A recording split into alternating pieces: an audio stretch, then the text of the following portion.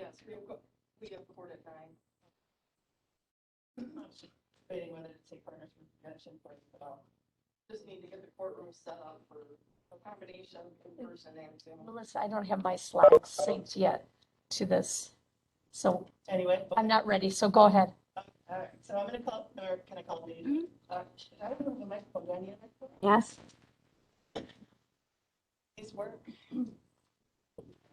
Yep, they're all been replaced, so now we're good. So turn it on Up. and hit the button.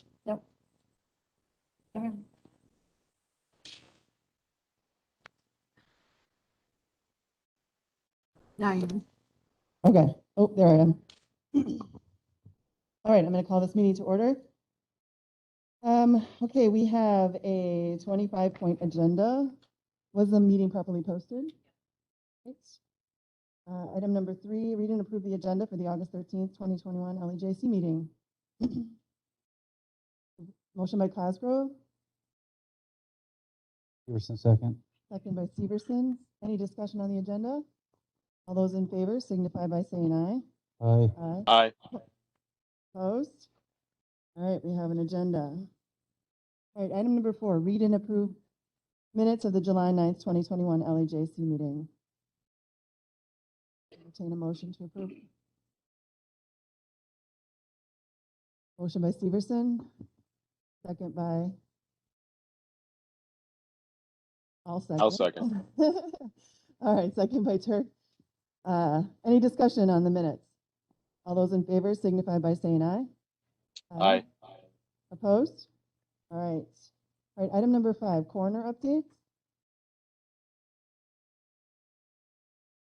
All right. Last update from Jim was they handled 15 cases in July. 6 of them were hospice cases. 5 were from heart-related causes. 2 were caused by alcohol abuse. 1 suspected overdose. 1 from gun violence. And he noted that's the first of this kind since he's taken office. In the case involving gun violence, if the case involving the gun violence is deemed a homicide, it will be the second since taking office and the first in the county since February of 2016. Our first case in August is another suspected overdose. We are at 79 cases for the year. At this time last year, we were at 81 cases. In comparison, 2019, we were at 65 cases and 66 in 2018 at this time. Our office has handled 32 hospice cases this year. We have sent 11 decedents for autopsy in 2021. Thank you and stay safe. Jim. All right, thank you. All right, item number 6, clerk of court updates. Everyone have a chance to look at her report that she sent to all of us?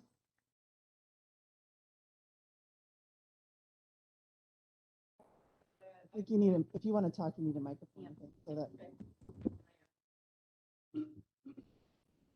Good morning. One thing that I will note in addition to what I provided in the report is that recently we've been partnering with Angie Arneson at UW Richland Food Service, and she's providing the meals during jury trials. That partnership is working well. It's cost effective. It's quite a bit less than what we were spending otherwise, and also gives us some flexibility to work very closely with her to kind of tweak our options at last minute and depending on how things are going in a jury trial to make changes. And she delivers. It's excellent service. So I'm very thankful for Angie and what she's doing out there. It's good, nice to have a partnership. Yeah, and it makes sense for both of us. So. Awesome. Do you have any questions about anything in there, including the budget detail that I have provided to the administrator in preparation for later this month? So my only comment was, so you transferred out the salary that is now in her budget, so we've made that official switch. Yeah, I think that was done prior to this year's budget because that change, I think Devin, joined the Richland Probate's office in November or something. So that actually, We yeah, did make the official change last year. Okay, right. Yep. Yep. good. So the jury trials sounds like you've got things figured out how to do it and Yeah, it's a lot of extra prep at this time, a lot. And we often don't give, we have we have significant lead time coming up to a trial, but very little time to know if it's actually going to happen or not. Like we were supposed to have one this week that ran from Monday through Thursday, and the defendant entered a plea somewhere around 4 o'clock, 4:15 on Friday afternoon. So That's that what it wouldn't is, have right? given any time to prepare. I mean, I would have just been in here this weekend and spent a day setting things up and preparing, but where we've been using this room as the jury room, you know, to make it a decent jury room, we're hauling a lot of stuff constantly back and forth and setting things up. And the last trial we had happened when of the maintenance custodial staff, one person was on vacation and the other was out sick. So Sarah Earhart, my deputy clerk, and I, we spent about half the day cleaning and just cleaning everything from judge's bathroom to Mhm. garbage to whatever, you know, before we got to the jury, the prep. But, you know, we think that cleanliness is like super important during the COVID stuff. So we're glad to do that. But that was some of the extra prep. And if we had had a regular court calendar that day, we kind of would have been in a jam. So we're looking forward to someday being able to go back to using our jury room and a more normal jury trial experience. I think everyone's hoping to go back to normal Yeah, someday. it's a lot. There's a lot behind the scenes before it ever happens. All right, anything else? No, thanks. All righty, so let's go on to probate department. Mike. No, go ahead.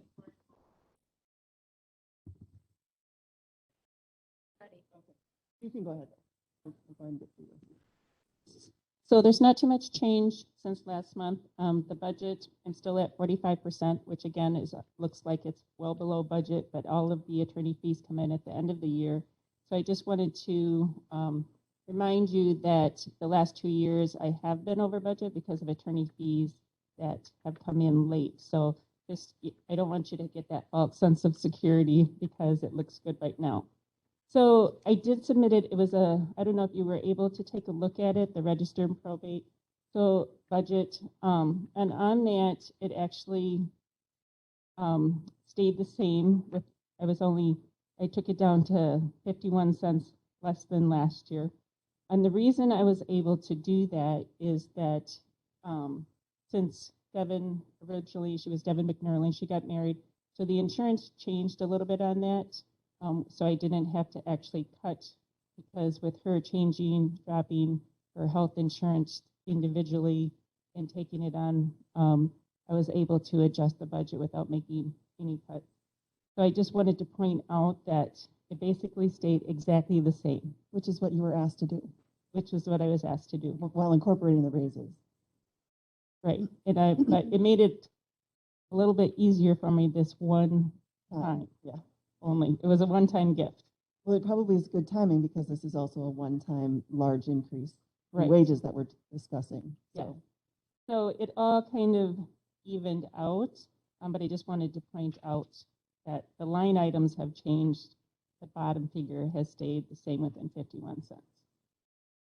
thank you. All right. Item number 8, district attorney told me that she was not able to be here, so we will skip that one. All right, so now we are to intro regarding Partners for Prevention Coalition. Hang on, we're Yeah, no trying to problem. share the screen.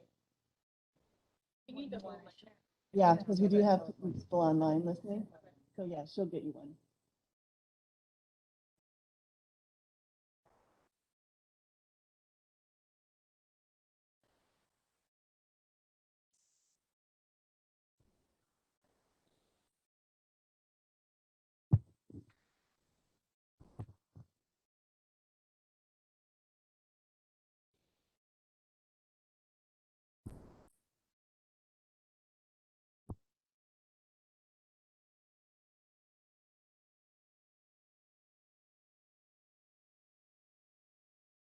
Hello, my name is Emma Shane, and I'm a senior at Ithaca High School and a founding member of Ithaca Youth for Change. Youth for Change works in collaboration with the Partners for Prevention Coalition of Richland County. I was born and raised in this community. Activities include horses, basketball, volleyball, track, honor student, FBLA, etc. Next fall, I will begin my journey toward a healthcare career by enrolling at a four-year university in 2022. Why am I here? I have seen firsthand the impact of substance use on individuals and families. I have come to recognize how the environment influences choices and how important it is to speak up to create changes. I care about the future of my classmates and this community. I want to make a difference. My name is Carissa Willis, senior at Ithaca and member of Youth for Change and involved with the Partners for Prevention Coalition. I was raised in Richland County as well. I recently got hired at Quick Trip downtown. I am an honor student and participate in volleyball, softball, forensics, and FBLA. I will most likely attend a four-year college or university, but not certain of an area of study. I love kids and work to see the good in all people. I, too, would like to make a difference. We come today to thank this committee, especially the officers, for your service to the community. Pictured here are officers from both the city and county who attended our recent National Night Out. We highly value the partnership we have with the law enforcement sector, as many of our strategies depend on a trusting partnership. Thank you for having us here today. Here are our objectives for today's presentation.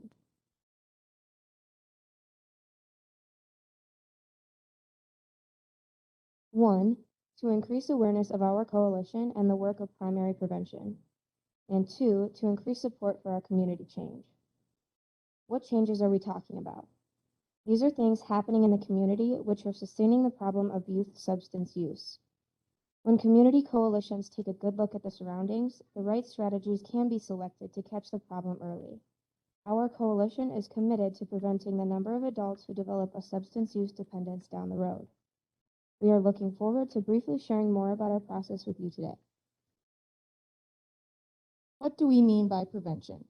First, the work of prevention is broad because it considers the entire community and is aimed at preventing the age of first use. And second, the work of prevention happens when a community comes together and agrees to what they are trying to change. A mix of appropriate strategies are implemented so that the changes will last. We have heard often that law enforcement say that there is a growing problem with meth use in our community. It's sad and devastating for communities and families once a person develops a dependence on meth. Good news is that there are treatment options and people do recover. But the hard part is that often it takes a toll on families and communities. Our coalition has provided information to the community regarding meth use. However, it is not one of our main priorities as a starting point. Why? Because the fact is, according to the National Institute of Drug Abuse, 95% of meth users report that they started with alcohol, tobacco, or marijuana. In other words, underage drinking prevention is meth use prevention. Preventing further meth use is targeted at individual treatment and recovery plans. We believe that if someone wanted to quit using meth today, Richland County has resources to help. However, we do lack prevention resources. Our coalition is working to increase the capacity for the community to do the work of prevention. To better explain what we mean by prevention, we have this frog in a pond and a story to go along with it. If the frog were sick, the frog could be taken out of the pond and treated. The problem is that the frog is sick, can't jump well, isn't eating enough, not croaking as usual. The natural response is to take the frog out of the pond for treatment. However, the frog will eventually need to go back into the pond where it belongs. In prevention, coalitions focus on the quality of the water in the pond. If it is toxic, then the frog is being poisoned by the pond. The strategies selected to improve life for the frog start with changing what is happening in the water. The challenge is what it might take to change the water. People may not like change or don't understand the approach. When concerned citizens work to assess and understand the environment, we can reduce and prevent substance use problems from starting in the first place. Prevention model we use is called the Strategic Prevention Framework Process. It was developed by the Substance Abuse and Mental Health Administration. We use it because it has been proven to work. Richland County is not unique when it comes to problems with drugs and alcohol. Many communities are using this model as well. The process begins with an assessment of the Richland County pond. Like a good investigator, we ask questions, look at lots of data, and talk to many people to figure out what is going on in our pond. The answers to changing the community are right here, but we need the help of the community to make the changes. That's where the next steps happen. Capacity building, then planning, implementation, and evaluation. So how big of a problem is youth substance use? The good news is that most Richland Center youth do not use substances, and that is great.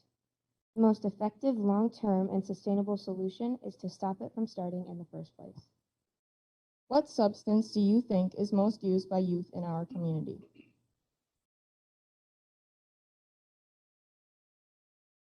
Here is the high school data from 2019 Youth Risk Behavior Survey taken every 2 years in the county. These rates represent students from both Ithaca and Richland who took the survey. For alcohol, 23% past 30-day use, so they took a drink in the past 30 days. Prescription drugs, 10% misused a drug in their lifetime. Marijuana, 22% tried it, and 10% tried it in the last 30 days. Tobacco and vaping, 40% tried, up from 22% in 2017. Less than 1% report using meth. Here's the middle school data. Alcohol, 12% tried it in the past 30 days. Prescription drugs, 5% have misused a drug ever. Marijuana, 5% used it in the past 30 days.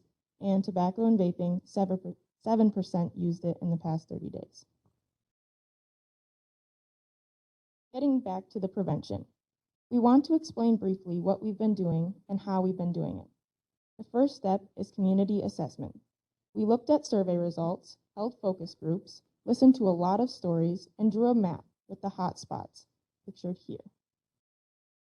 The rates are high. From this information, we decided to focus on underage drinking for 2 reasons. Number 1, the rates are highest of all substance used by kids. And second, is that many adults don't consider it to be a problem. Heard often, as long as they don't drink and drive, or at least they are not doing real drugs, or if they can go to war at 18, they should be able to have a beer. Turns out we know more now about the impact of underage drinking that go far beyond these examples. Through fairly recent research, we've learned the problem of underage drinking goes far beyond just drinking and driving. Between the ages of 12 and 25, the brain is still developing. In a large study of 10,000 people who developed alcoholism, it was found that a person is 7 times more likely to develop a long-term dependence or addiction if they've had their first experience before the age of 15. Also, kids who drink alcohol are at a higher risk for depression, anxiety, poor performance in school, trying other substances, suicide, and accidents. Getting back to what do we mean by prevention? When we assess the pond, these are things that we believe are sustaining the problem of underage drinking. First, licensed liquor establishments are not consistently checking IDs, and some are even selling to underage youth. Youth are drinking at community events. Youth are drinking alcohol on private property with parent consent, and adults are drinking at youth and family events. Questions for you. Would you agree with our findings? Do you think these things are happening in Richland County? What of these will be the easiest to change?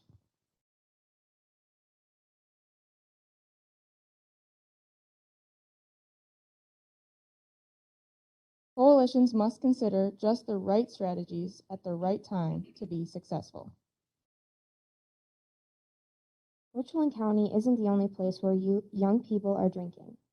To effectively reduce underage drinking, can one person, one school, one pastor, or one law enforcement officer do it alone?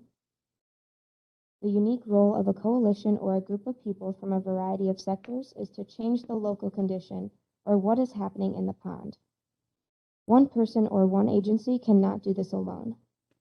For example, there have been school assemblies, classes, scare tactics, and alternative activities implemented in the county, but have they permanently changed those local conditions? Oftentimes, communities aren't successful at reducing underage drinking because the strategies that they think will work are not specifically directed at what is happening in our community.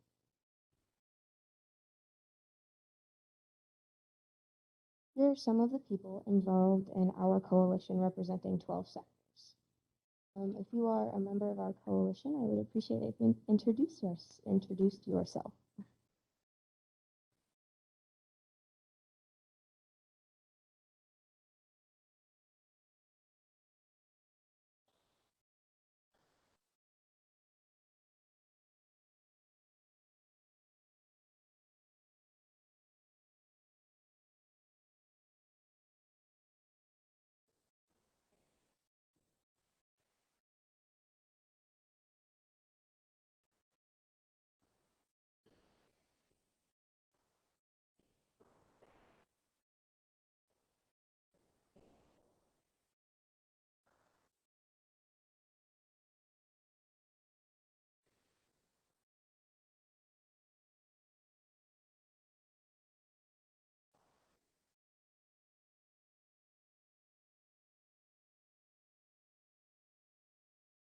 Alrighty, we'll move on.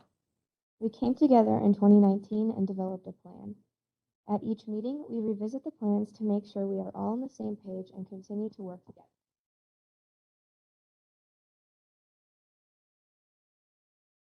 The Partners for Prevention has selected 4 priorities.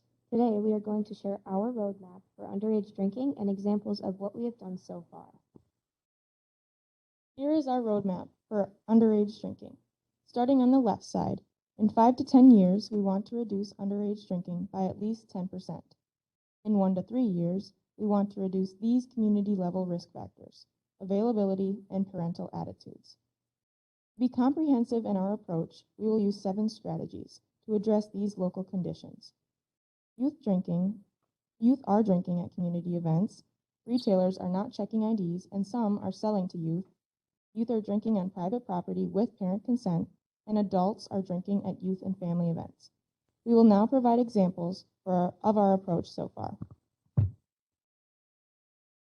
For the local condition, youth are drinking at community events. Our coalition has been observing community events using a survey tool on our phones. After we analyze the data, we will then review the license conditions and have conversations with the coalition and event organizers. We know this local condition will take time to change. Many people say the solution is increased law enforcement at events to prevent underage drinking. Well, I know through a teen's perspective, if an officer were to drive up to an event, teens have plenty of time to stop drinking. Law enforcement may stop it temporarily, but it's not sustainable or cost-effective. If we bring communities on board and best practices are adopted, there should not be a need for law enforcement to patrol for the entire event. The 20 best practices for safety at community events has been established through research. Here they are. My slides aren't advanced slides, so I'm Okay, not sure. that's okay, you can keep going. One of the most effective ways to prevent underage drinking at community events is by restricting the area where alcohol can be consumed or sold. Do you know of any events in the county where this is happening? For this local condition, youth are drinking on private property with parent consent.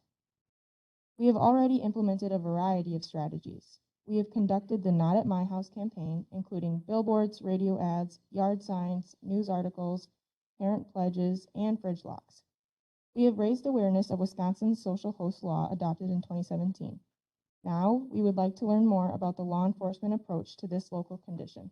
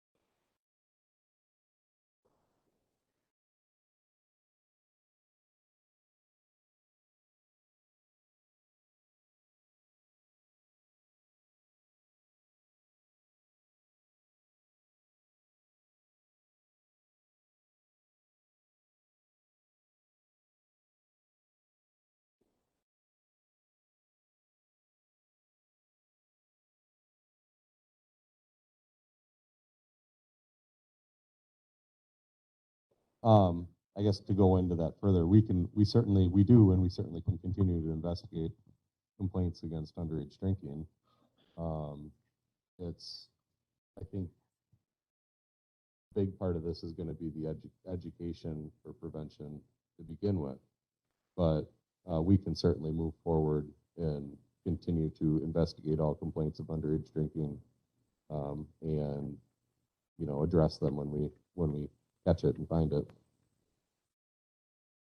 You guys talk to the property owners when it happens, like after the fact?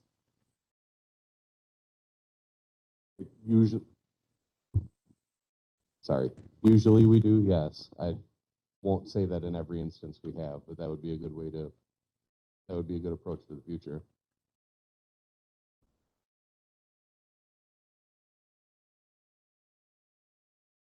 So any calls would be logged in our CAD system. So yeah, it is tracked. It's just, no, was your other question, does the DA ever find out? Was that what you just asked?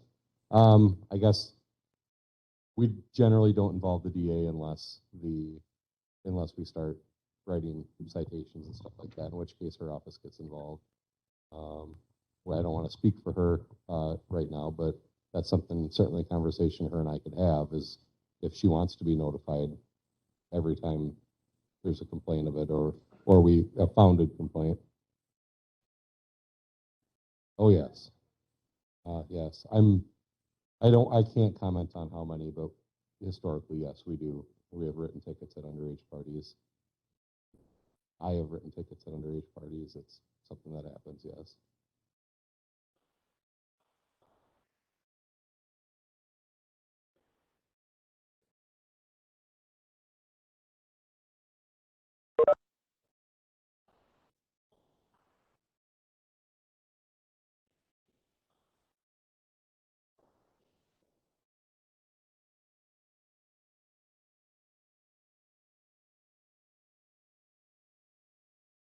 Extra one over there.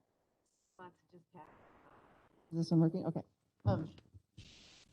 So I'm wondering what your coalition is looking for is not necessarily putting you on the spot and saying, but more of what can we proactively do to prevent these parties? I guess really my question is parents must think that they can't get in trouble for it or they wouldn't do it, right? I mean, I'll speak from experience. When my kids were in high school, I was absolutely astounded at the number of parties that they were invited to that parents were providing alcohol. And when my kids were like, everyone does, it's no big deal. I'm like, I'm not going to jail so that you can drink. So, I mean, that was my perspective, but that was apparently not a normal for other parents in my kids' classes. And they were at Riverdale, which I don't think is any different than Ithaca or Richland Center. So I guess the question that came to me when she called me was, I guess I'm not sure, like, how do we make sure that the parents, what can we do as the county, what can we do to help make sure that parents understand that it is not in fact okay? Without getting in, without getting into like a legal discussion and the nuances of it, there certainly are, given different situations and how the parties are conducted, there are citations that could make this rather expensive for the parents, like thousands of dollars expensive. So, I think education in that too could be preventative, because I don't know too many parents who are willing to fork out a few $1,000s so their kids can have a party. That was my thought. Yeah. I wasn't willing to do that. Okay, so just to put you on the spot one more second, how do you think overall that your deputies are uncomfortable having to interface with these parents because they might know them, or is that really not? I mean, I totally understand too. I'm not like, I don't think it's a level of comfort. It's just something that maybe on it. In my experience, a lot of times parties that I went to or that we were ever made aware of, there was no parent involvement in the party. So, and it was just so that's happening while a the whole parents other, weren't home. we're talking a whole other a whole nother ball of wax here, but it was young adults.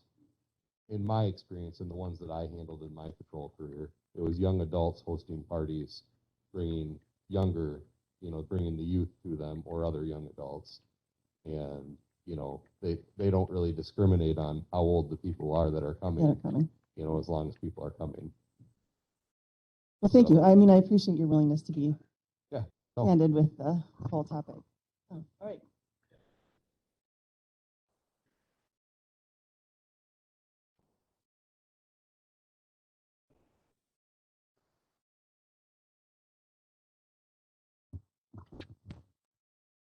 Thanks, Barb. As a city and a county, we work a lot together very closely. And just county and city involvement with this coalition and our support with the coalition. And as we continue to educate and get this information out there is going to be a huge boost. Because I think in the past, and I don't like to dwell on the past and how other sheriffs or police departments or anything used to do things, but it wasn't a priority at some point in time, and I think it's just a culture change. It's strictly a culture change, just like you said. Many parents just think it's okay to sit down and have a beer with their kid, and then that leads to another kid and another kid and another kid, and then it leads to conversations in the barn or wherever saying, well, I'd rather have you drink in our field and stay there all night than going someplace else or going and driving home. And that became a culture. When I was growing up, when Clay was growing up, that was the culture, and it's different. It's different. The liabilities are bigger. The liabilities are more severe. And, we as law enforcement have to also identify that and move forward with the change, and I think that's a big part of what these young people here are trying to help and trying to instill. And as a county, as a city, we just need to support these coalitions and go along with it. Thank you. Thank you. The slides, something, so but check one. Okay, four more. For this local condition, adults are drinking at youth and family events. We organized the National Night Out. It was very successful and it was completely substance-free. We want to help promote and encourage substance-free events. Many thanks to all of the county officers who brought their vehicles and provided demonstrations at this event. We hope it continues to be held every year in our. For the final local condition, retailers are not consistently checking IDs and some are selling to youth. We want to thank local law enforcement. During 2020 and 2021, we partnered with law enforcement to conduct alcohol age compliance checks. In 2020, the city licensees were checked, and in 2021, we checked both the city and the county. Thank you so much for your support and trust. We believe this local condition may be the easiest to change as long as the checks can continue. There are several steps involved in conducting these checks to be effective. First, relationships needed to be developed with law enforcement. Warning checks were sent to the local businesses, which include resources to help employees with checking IDs. Youth decoys were recruited and trained. Youth decoys then traveled with coalition members and law enforcement to complete the checks by following recommended best practices. Unfortunately, during the 2 rounds conducted so far in the county, there were nearly 50% failure rate among licensees, and several places checked the ID but still sold. Our coalition presented certificates to all of the businesses who passed, and we published this information on social media and in the newspaper to emphasize the positive. Before we complete our presentation, we would like to bring this committee to a proposal that we believe will make a big difference. We are asking for a signed agreement with county law enforcement that a strategy will continue with biannual checks and partnership with the city and our coalition, and so that the broader community is aware and supports this change, We would like to take this a step further by having the county adopt a resolution indicating that the checks will be part of the routine law enforcement practice. The resolution is an opportunity to inform, educate, raise awareness, and bring the community along with the change process. This is our pond. Will you help us fix it? Do you have any questions for us? We will try our best to answer it. Yeah, you need a mic. And then let him use yours. So for those of you who don't know me, I'm Mike Windle. I'm the new corporation counsel, and I deal with civil law. I was doing some research back here while you guys were presenting. I was paying attention. I'm an excellent multitasker. And it looks like most of the laws surrounding this actually bring on a civil liability. So for example, if someone provides alcohol to someone who is underage, that underage person causes an accident or damage, the person who provided the alcohol is in fact potentially liable for those damages. So in a car accident, injuries, things like that. It looks like maybe a $500 citation. That's one thing. Several $1,000s worth of hospital bills for a potential liability. I worked in personal injury before law school. So, I'd be willing to come and work with you guys and maybe write something up that you could provide to people who maybe fail this inspection to make sure that they understand that there's a civil liability component as well as a criminal liability. So I'll meet with you. That would be great. Thank you. Anyone else? I would just like to say thank you so much for coming in and speaking to us today. It's really informative and helpful, and it's a really good conversation that we need to keep having. Thank you. Thank you.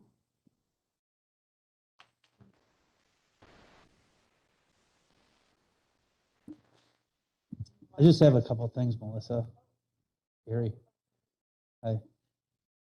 So thank you for the Partners of Coalition for being here today, and Emma and Carissa for talking. I guess where we could start out at one point for a county would maybe, they mentioned community events. County does host a couple of community events where alcohol is at, or there's entertainment, and I think that maybe we could work on some type of strategies for that, Like the county and fair? with law enforcement. The fairgrounds host multiple events a year. That's It's true. not the only county that does it, but other people that rent that out, and just have a discussion about how that works. I That's think we true. should start with ourselves first and set the example and move on from there. That's a great idea. Yeah. So maybe it would be something we could get on the fair committee's agenda? Good. The other thing, to think about is that this large group application for Bunker Hill I event, know, I was just looking at that. that's a public event too that's put on, but it's not, with the county, but, it's an ordinance that we have, and maybe we put something in the ordinance, draft up or something. Just making that. them Yeah. aware that they need to be responsible and Correct. making sure that they're checking IDs. Yeah. Is that not already in the ordinance? Should I read this one? Okay, that's just the application.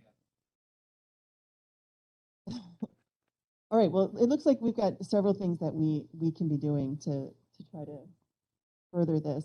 I'm assuming we need time to look at this before anybody decides, or were you Resolution? wanting to sign? Yeah, that's the Play already, and He's happy to thinks sign we're it? gonna go ahead and sign that. Do you guys think that we can go ahead with the resolution? That was our big question of the day.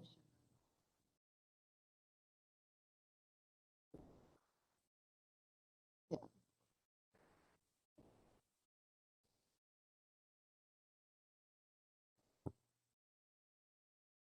That's something we can definitely discuss for a future agenda item. Thank you. Great.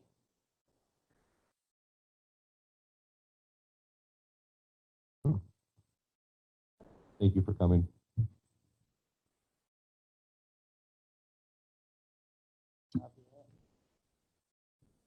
All right, does everybody have their mics back? And thank you. Okay.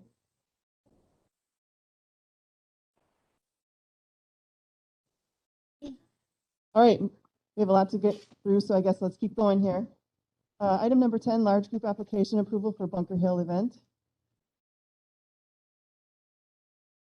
So I did provide Melissa with the application. I have taken it around. It's been reviewed by all the necessary parties and initialed or signed off by. So it looks like they're going to be moving forward with it this year. Do we have any concerns about a big, large event with, as far as COVID? I don't want to speak for Rose. Rose did have some concerns regarding COVID, but that's not what her portion of the application was about. But she did make it clear to me that she was not signing off on it for reasons of COVID, but for reasons that they met their obligation. Obligations in here. I mean, it's outdoor, right? Yes, it is outdoor. Yep. And how many people usually show up? Yeah, it's And they didn't have it last year? they did not have it last year, so it could be even bigger this year. Yeah, it's a mini Sturgis. Thousands. Does anyone have any concerns? I'm assuming there will probably be little to no masking. That's a good assumption. Right, yeah, yeah. Okay. Everyone's all right with it?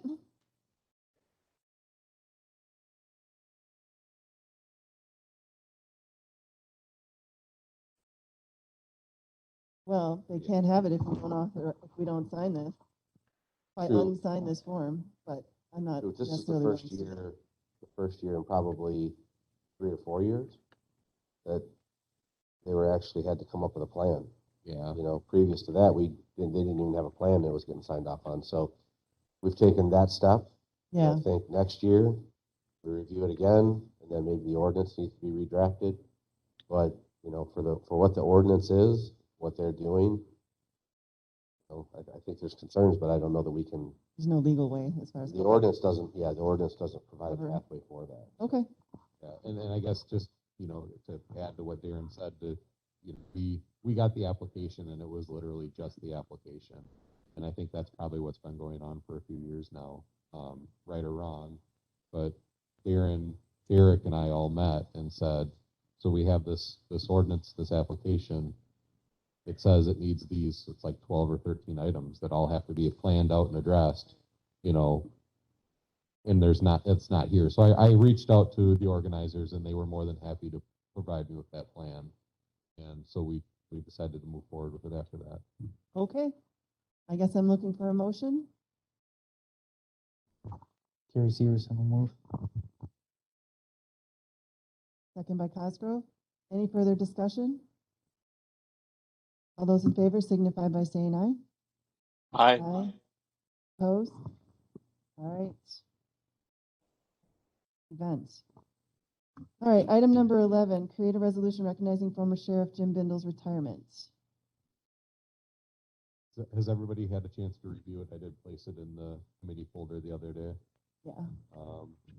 And any questions on that? Would you like me to read it? I was Anything pretty, that you'd like to edit? No, I know there was some questions going back and forth between you and Corporation Counsel as far as, you know, that he was elected versus, Yeah. But he was an employee here long before he was elected. Yeah. So in order to recognize his entire years of service, I mean, I guess we could include one sentence about how many times he was elected. Was he elected twice? Yes.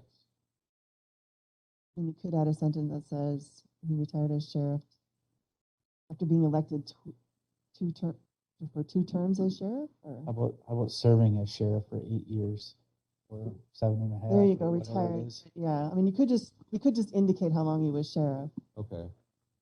All right. Where would we like that added in the? Let's see, in that first, I think in that first paragraph, let's see. Whereas the county wants to commemorate the service of James J. Bindle, who was hired on January 1, 1992, and who retired. So you could say, who served as sheriff for 8 years and retired from that position on July 22nd. Let's see, a 6.5.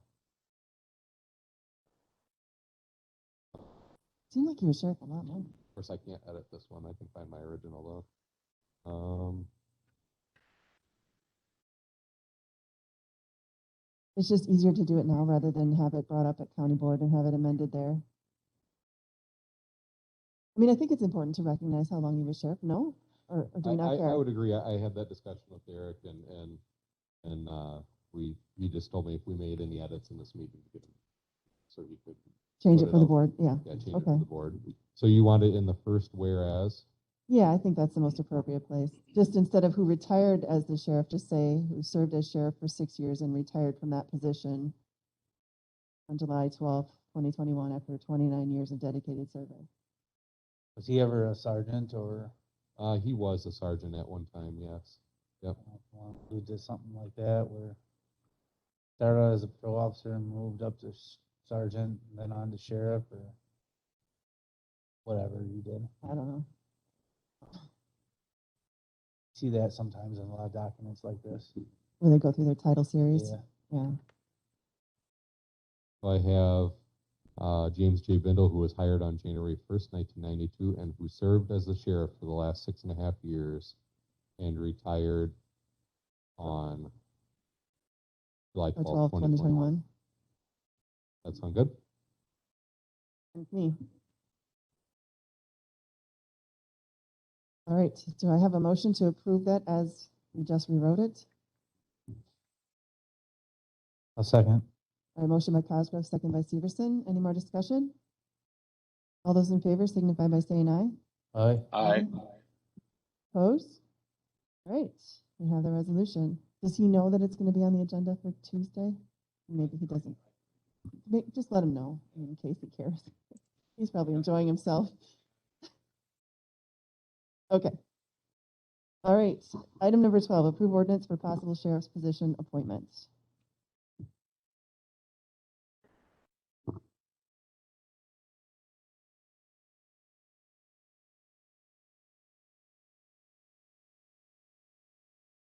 Lucky you. As I explained in the email, this is kind of preemptive because we don't have an answer yet, although I believe we'll have one soon as to who will be the next sheriff.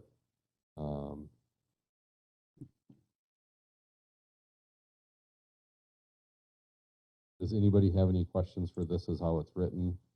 It is based off of Ordinance 96-2, which was written when when Daryl Berglund became sheriff. It offered him, at that time, it offered him protection to return to his prior position for 3 years.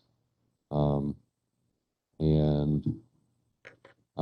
open for suggestions on this. I had it in not to exceed XX years because I figured we would have a discussion on that. 2 years would get, if I were to be appointed, 2 years would get me into the beginning of the next term. Be able to get this displayed up on the board for our friends that are in the room? Yep. So one question I have is, so that last sentence, if you were sheriff, but then there's a new sheriff at the election and you go to chief deputy, but that sheriff doesn't want you as chief, you would return to your former position.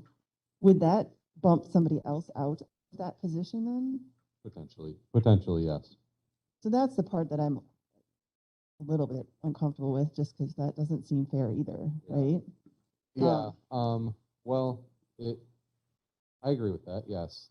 The other issue, though, is that's how it works with the chief deputy position currently. We have that written in this ordinance. Let's say somebody else was appointed sheriff and they decided not to have me be their chief deputy. It's already in our ordinance that you It's would already go in back our to your ordinance. sergeant position. Yeah. And you would bump who's ever there. Yeah. Yep. Okay. Yeah, Grab.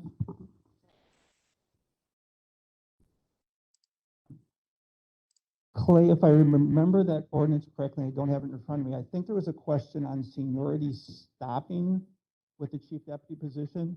Yes. So that when you went back, there may be some people that then would have more seniority than Clay.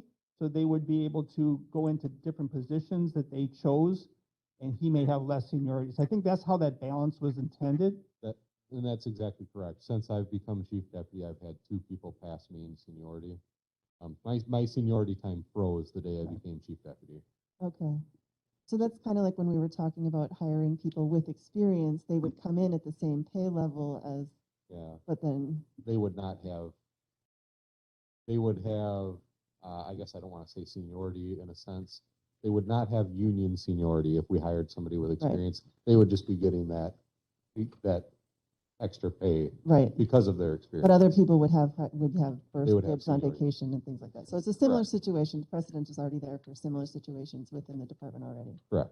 Right, and that way any promotions, they would actually get more credit for the seniority than Clay would because he took that time off. So that's where that balance was when we put that together years ago. Okay.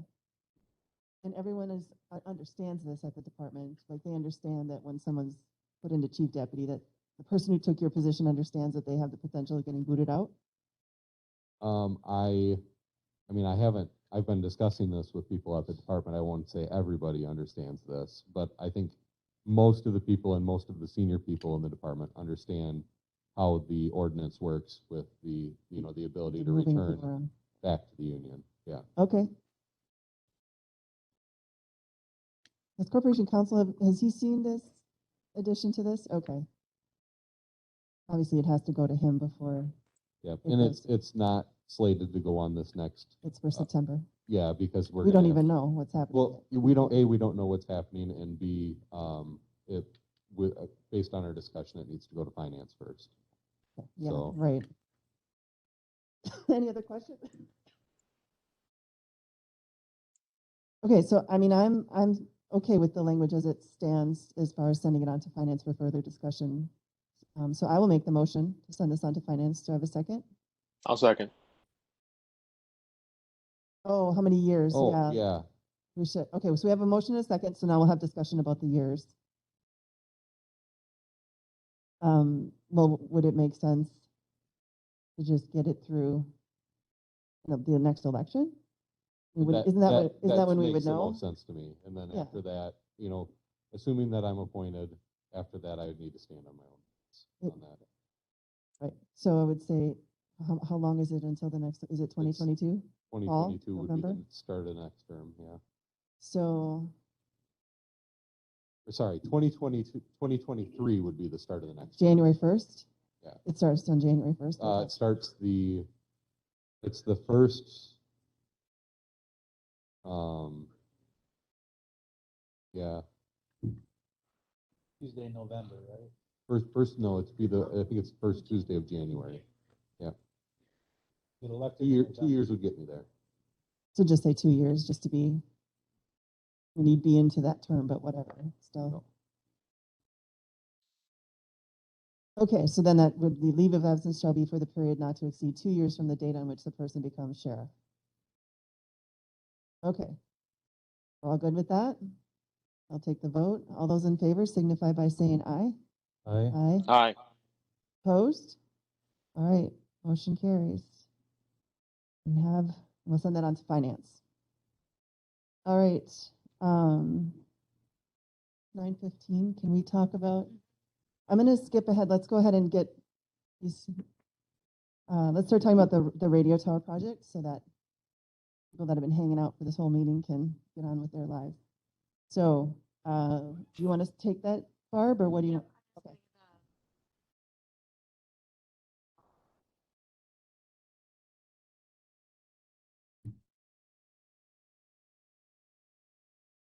Thank you for all coming, by the way.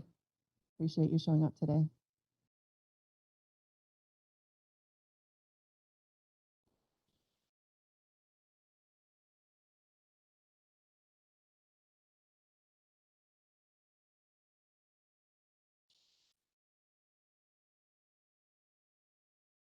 Okay.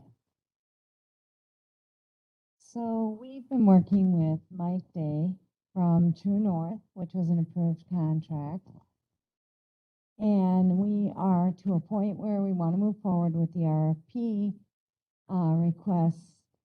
So what we were doing is having Mike set up the RFP to go out to the vendors. To move forward on that, we need to advise Mike what level he should advertise that the vendors respond to. So we've been through his presentation with this committee. I've been through it with the responding departments. There were several of them there. And this is a very abbreviated, down to the point, summary of what we've got. So the first slide that I have up here is our current radio coverage. This, anything that has white and they're scattered throughout has no coverage.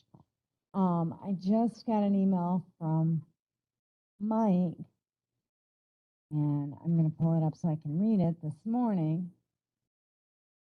And he said that our coverage today is 66 in building, 90% portable outside. Those numbers are numbers you're going to want to remember later on. It's, oh, okay, well, Do you think based it's on the better than that or models. worse than that? Worse than that? Okay, well, that's So- what their projection is. So, and the other problem with this that we're looking at that I want to make sure I make clear, every time that you see a different color on this slide, it's a different radio channel. So if your officer is in a high-speed chase and he drives down across the county, he needs to switch towers as he's driving in a high-speed chase. That's a problem. That's dangerous. It's not okay to do that. As Richland County EMS, I can speak to that because I've been on the EMS. When we get out to a scene, if it's in a different area of the county at the edges of our service area, a lot of times we have to figure out which tower we're supposed to be on to be able to communicate because it won't reach. So currently, and if his numbers are low, I apologize, are higher than what we feel it is. He said using the Tower Hill site only, the numbers dropped dramatically, 48% building and 74% portable on the street. And I don't know if even that seems too high to you, but it's So, not. can I just good. interrupt for 1 second? So this question came up because I was talking to Barb yesterday and we were looking at these different maps and we were talking about the goal of 95-95. So if we want 95, whatever the 95% of the time, from 95% of the area Area. on a portable, you'd be able to get back to dispatch. Right. So I asked her, well, what are we currently at so that we can show how bad it really is? And so that was where he's must be using a computer to guess or to calculate.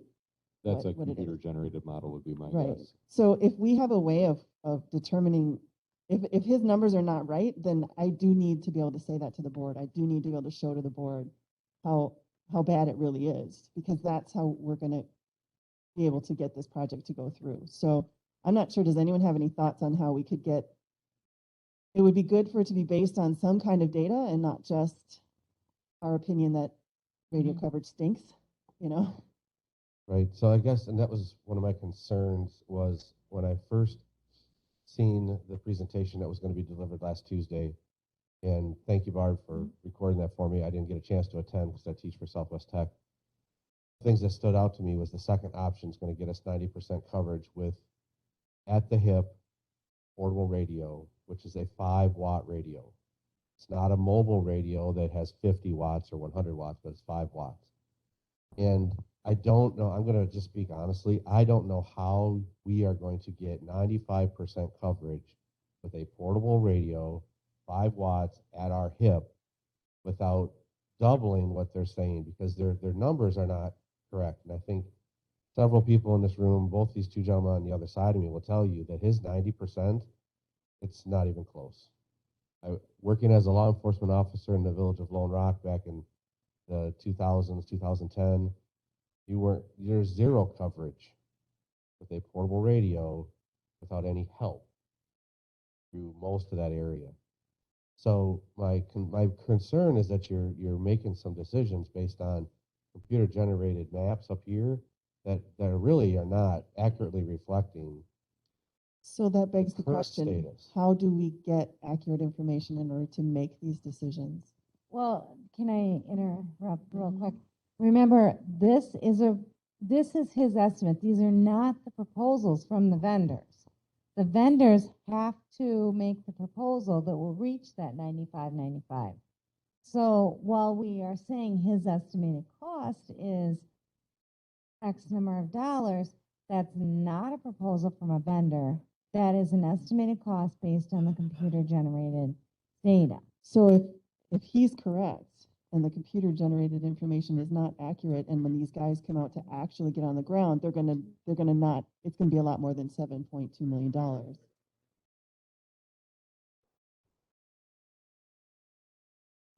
This is going to be data that's in that RFP. So if you're telling the radio engineers, here's our consultant, here's the information they've generated, and currently we're at 95 or 90% coverage outside the building with a portable at our hip, they use that information, then their proposal is going to be flawed because we're nowhere near 90% with a portable radio. We're just not. Okay, I guess that I'll have to arrange another meeting with Mike Day then with you in attendance, which, you know, not, you haven't been there to express that concern. That hasn't come back despite, you know, all the meetings we've had. I have never heard that, you know.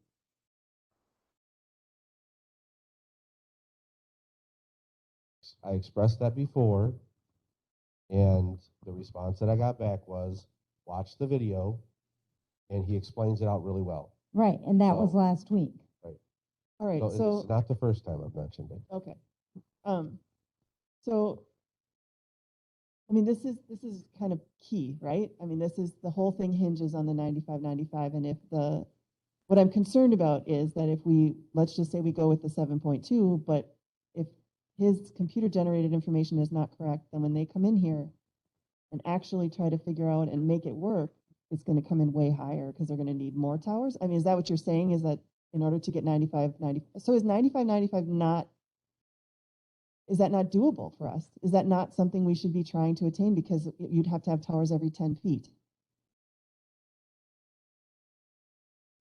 Yeah. You just keep it in your head. I don't want to say that it's attainable or not attainable, but I think what we have to understand is some of these engineers are not maybe looking at the topography in the way that they should.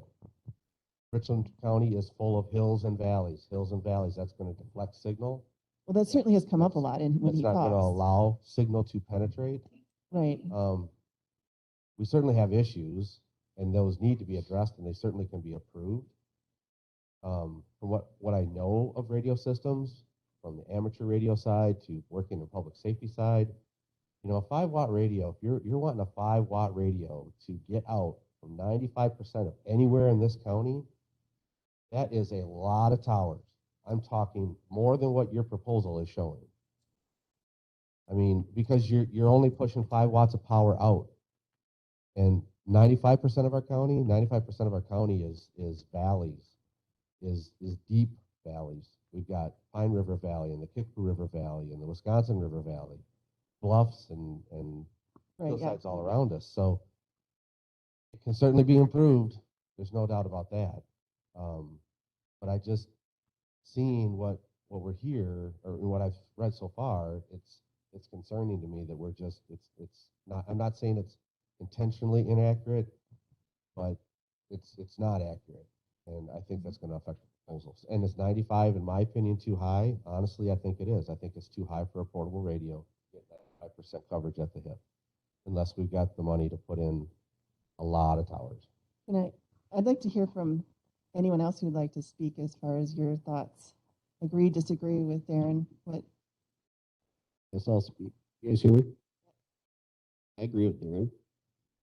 What concerned me, and I wasn't at the last 2 meetings for medical reasons. What concerned me when I saw the mapping is the fact, 2 things. Number one, there's not enough towers there. We've had 2 other studies done in the 5.5 years that I was here, and they're here somewhere in binders. And the minimum on those 2 studies were both 8 towers. What you've got here might be mobile. It might be 45-watt coverage, maybe. You're not going to get, it's not at all accurate. The other thing that concerned me was the fact of where the towers on these presentations are placed. I don't think there's been any land acquisition, has there? Because there's a couple of those spots where he's got circles. They're not towers. And that's 300,000 easy to put up a tower. So it just seems to me that we are not at all ready to go forward. We're going forward on misinformation that's going to screw up some numbers later, that's going to once again let the public mistrust Richland County. We've had that enough. We don't need it again. Plus, we have not a promise, we have a duty to the law enforcement, fire, and EMS, because we have settled with a defunct radio system for way too many years. We need to do this right. But Mike, that right Mike there, is joining the meeting now, so I'll have him address those concerns. But the other thing that we are talking now is analog, and this is going to go to digital. which is not going to help. It's not going to make it better. Okay, that's not the information that we received. Yeah, the analog, when you're in the hills and the valleys, you at least get some signal. You can sometimes hear, like for example, when I work in Viola, which is 35 hours a week, I can't even talk to Richland County once I get past the bar downtown. But yet, that's adequate. If that were digital, I at least hear the squelch open up and go static, static, so I know somebody's trying to talk. If you go digital, you don't have that. You just don't hear. And Vernon County is digital. Vernon County's not. They're analog. And they're heading then to digital. And they have, yeah, they are analog, and they're not going digital because they just finished their system. I was on that committee. I We guess have a lot I of was problems. I was under the impression that they had went digital. No, That they went voter simulcast is what Okay. they did. All right. So they're analog, and I they guess- have 9 towers, I believe. I guess here's my concern, because you expressed that we shouldn't move forward with this. We have to keep moving forward. There's not really a choice here. There's no choice to sit back and wait on this anymore. We have to keep moving forward. Our radio system is due to fail. We're past due. I don't disagree with you about the topography. Been driving these roads for 14 years now too. It's challenging, but Mike has said repeatedly in all these meetings that we have challenging topography. We have drastic elevation changes in our valleys. We have narrow valleys. They're aware of that. Is this enough towers? It very well could not be enough towers. I won't disagree with that, which there's option 3. And no, a lot of these towers, everything marked as a greenfield site or a GF site, we don't have a tower there.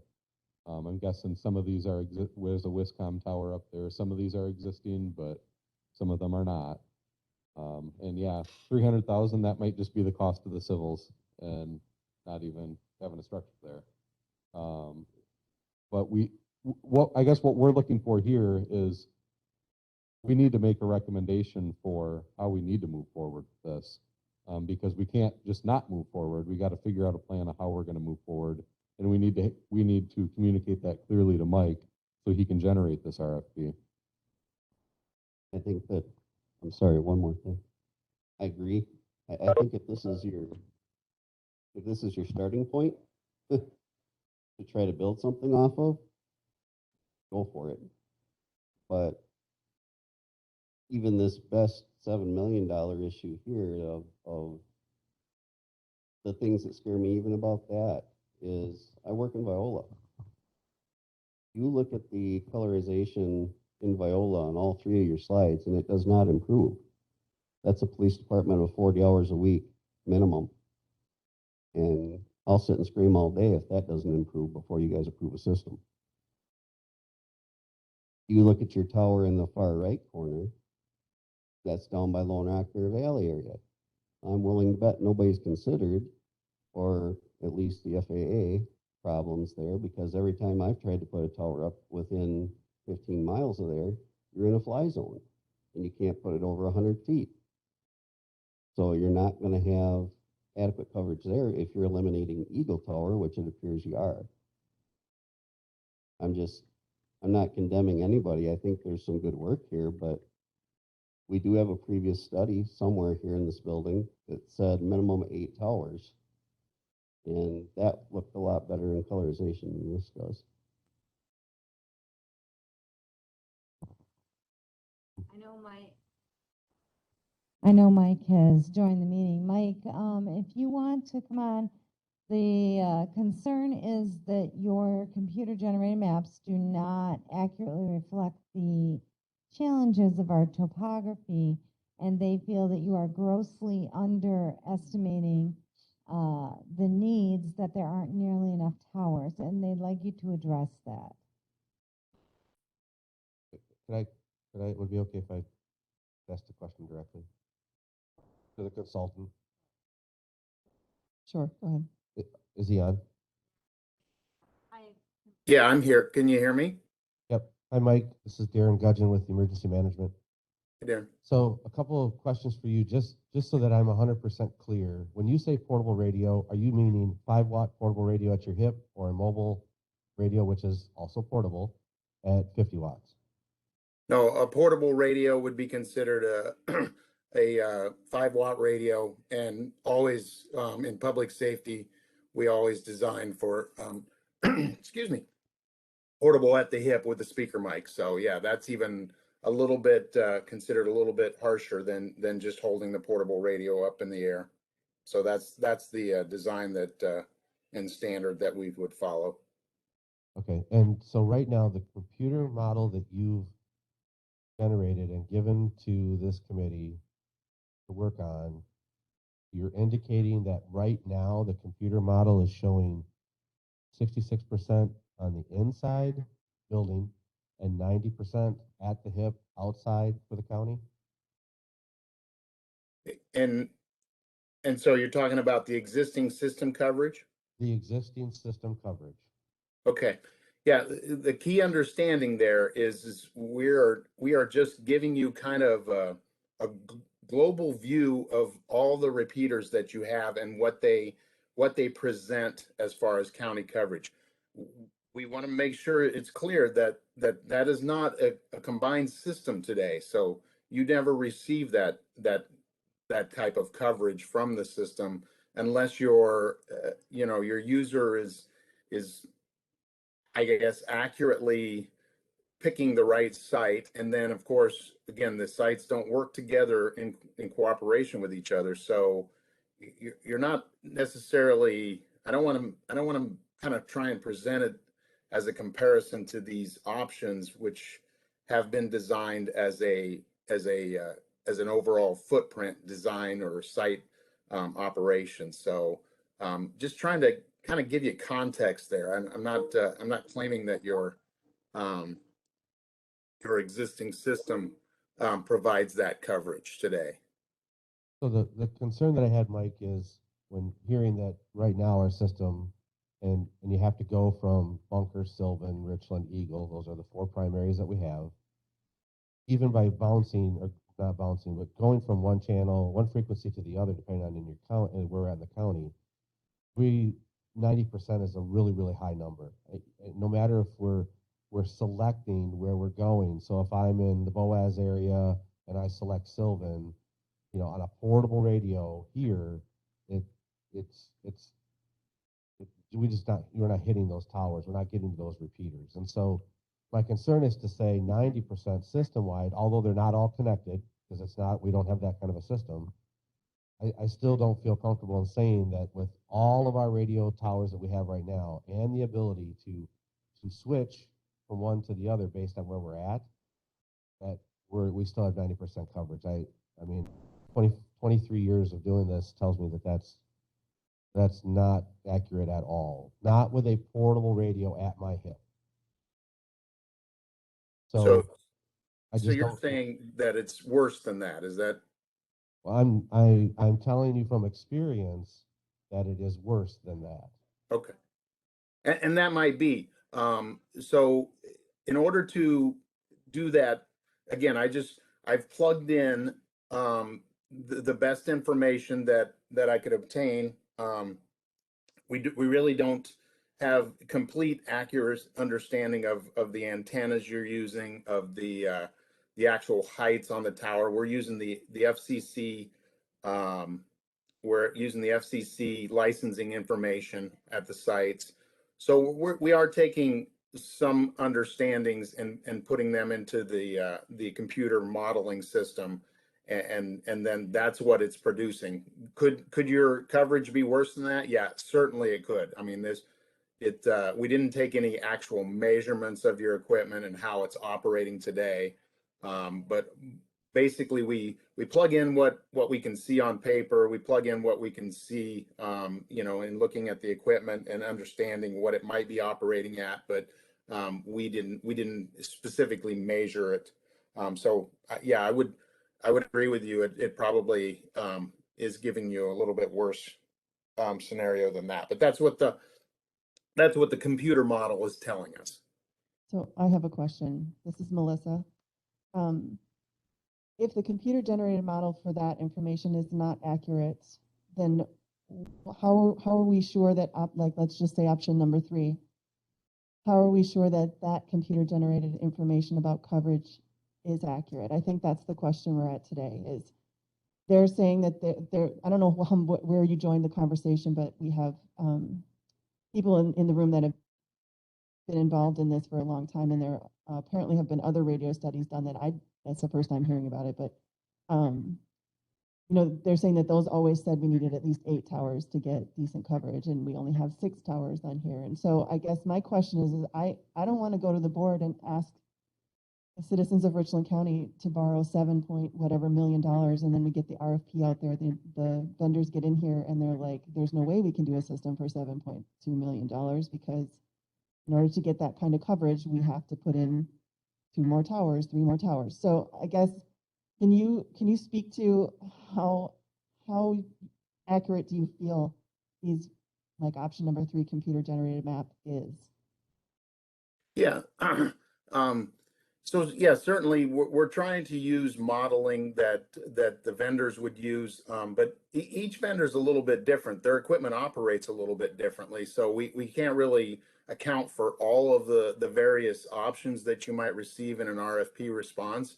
But what we're trying to do is get you in the ballpark there, and I guess we would see most of our clients not necessarily trying to lock in a number at this phase, but more of an understanding of what that might take and where they want to be in the options scale. But certainly we plug in the information. With these options, we do have what we call some greenfield sites. So these are just, we can't, I think I heard the conversation earlier about siting a tower. We can't, at this point, go out and actually verify that we could site a tower. That would take a lot of time and thousands of dollars just to verify that. But so we've got to take some liberties with the design work here and just, place a tower in a good location. Hopefully, that could actually be sited in a project, or vendors may choose to just go in a completely different direction. What we're trying to understand here is possibly how many sites it's going to take to provide that public safety level of coverage, or what that public safety level of coverage you're looking for.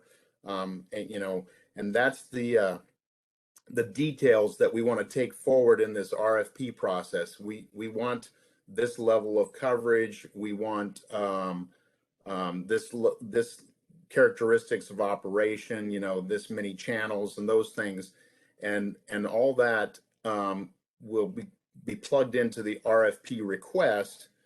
And what we get back at that time will be more specific and will be an actual vendor's interpretation of their paper design. But even then, there's the possibility that, if they plug in some greenfield sites, again, they're not going to go out and actually identify that they can get those greenfield sites in place. They're just giving you an understanding. So there's a little bit of risk there as well, even when you get the RFP, even when you sign that contract with the radio vendor. And that's why we like to carry contingency money in this process, because, once we get the paper design, then we get a detailed design where they do a little more investigation. And then finally, we start an engineer in the process, especially when you have greenfield sites, of identifying whether or not you can place a tower in that location. Of course, you've got, as the county, you've got to identify maybe the land that you're either willing to purchase or willing to lease from a individual. And so there's those pieces that can certainly change the financial support needed. But all along, we're trying to just improve that understanding and try and keep you as close as we can to those costs of the project. But I mean, certainly we had a tower over in Greene County here just a few months back where we were just essentially placing a tower in a location where the county is already on the local water tower. And we found out that we were too close to even a grass strip air runway.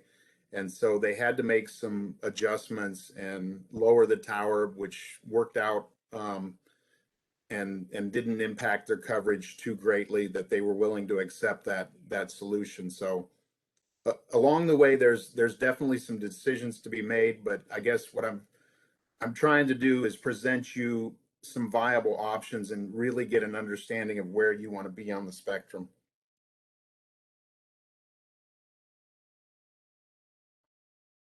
Oh, there it is. So one of the questions that I posed to the users in the room was, is 9595 too high of an expectation for the topography of our county? Do you have an opinion on that? I do have, and I tried to present that. You know, I think 95% in-building coverage will be a challenge in Richland County. I mean, you get, and I guess one of the things to understand is you know, sometimes you can get to let's say 87% pretty easily, and you know, you can get those types of terrain that you get to 87% pretty easily, but all of a sudden, you know, because your areas of that aren't able or aren't getting covered are in, you know, separate locations in the county.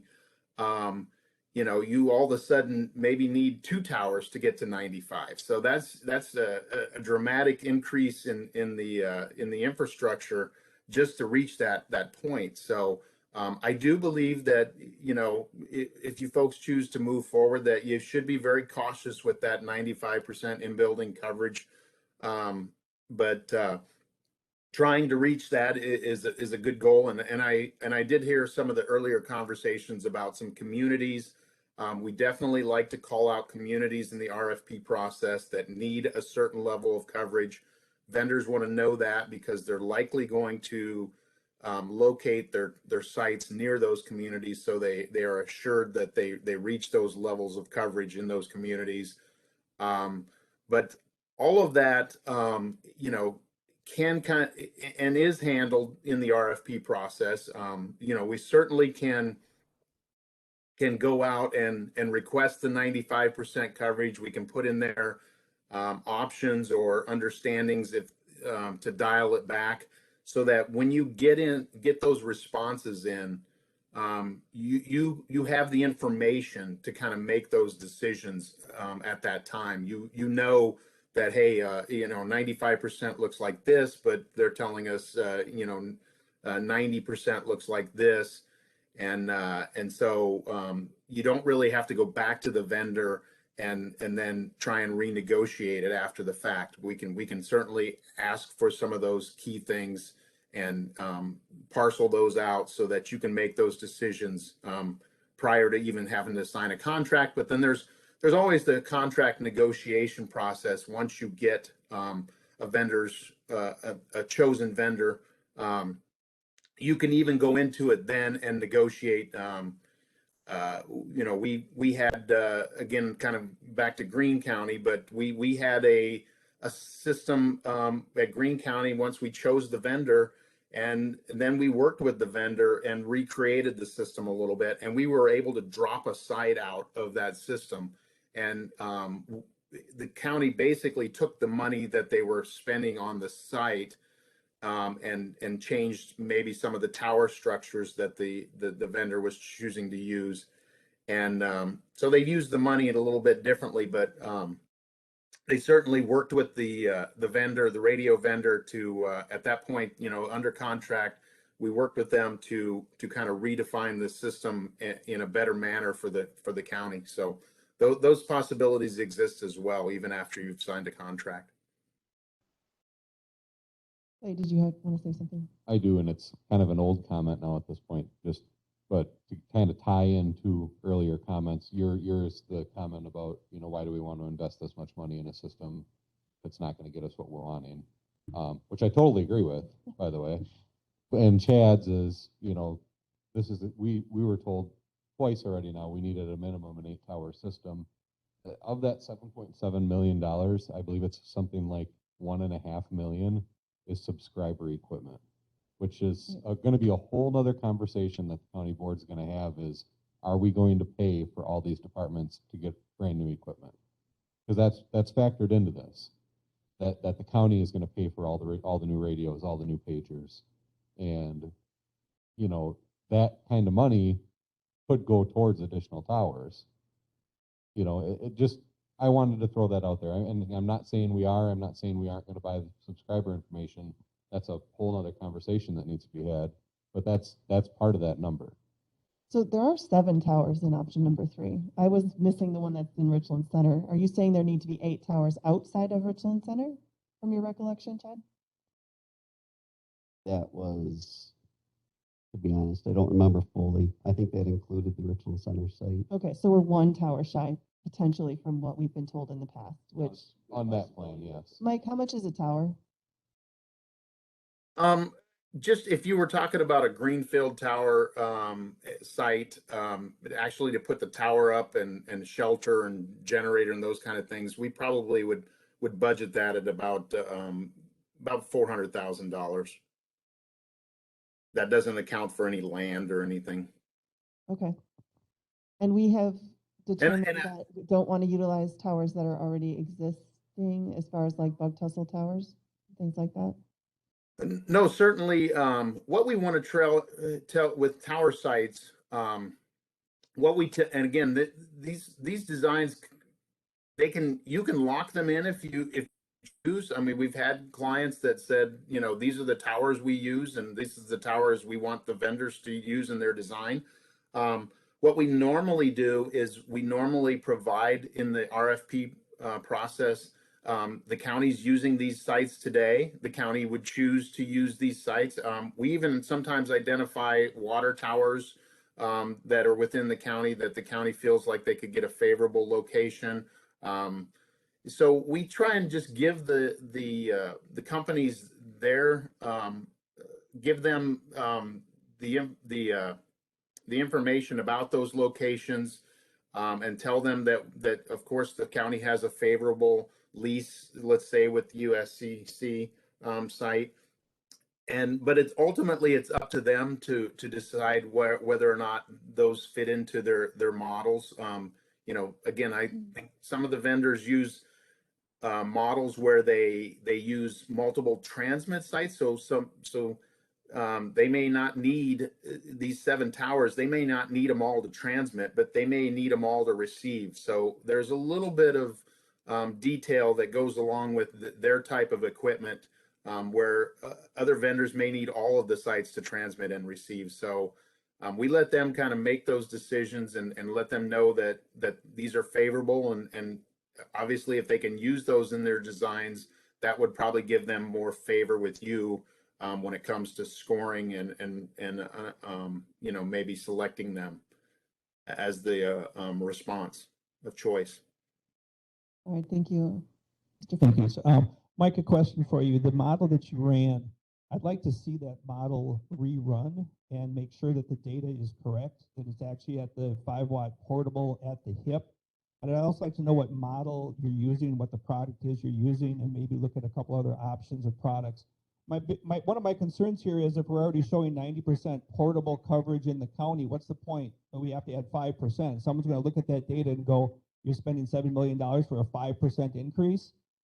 There's something really wrong with this data. We need data that we can show that says far more accurately than this. So I'd be real curious, again, to have it rerun to make sure the data was entered correct. It was, because this probably looks more like a mobile map at that range than it does a portable. I mean, I can see that probably in the mobile range of 90%, but I cannot see that in the portable. So if we could rerun that, I'd appreciate it. The other thing, other county examples that are similar to Richland County in terrain, if you've done any RFP work with them, I'm curious what these projections were and what the cost came in difference. So for example, we're looking at option 3 of $7 million. When you did that in XYZ County, when the actual project came in, did it come in at 7 million? Did it come in at 6? Did it come in at 12? Did they have to add 6 more towers or 1 more tower? I'm just kind of curious what that example is for a picture. And those are my inputs, my thoughts. Yeah, I certainly can do that. I mean, I think you could probably draw a conclusion between, you know, what we requested in the RFP and what the responses provided. You know, it's again, it's not that you could present those across. Those counties might not have the same terrain and such, so that would be a little challenging. But certainly, yeah, the difference between the request and the budgetary of that request. And so certainly we would also, you know, update a budget model based on the actual RFP release and kind of give you an understanding of, okay, here's, since you're selecting these items, here's what your budget now looks like. So, and then of course, when the results come in, you can kind of make a comparison to that. I think that would be helpful in the selling of this and the promoting of it. We need to have that more accurate. So thank you.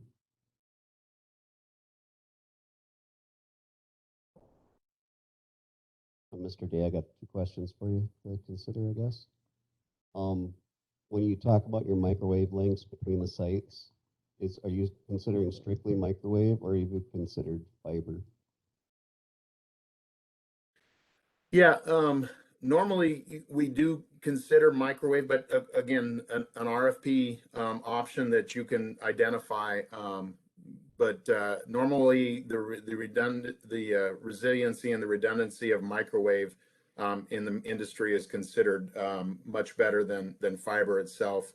Fiber can kind of get cut by a backhoe, where microwave can usually survive.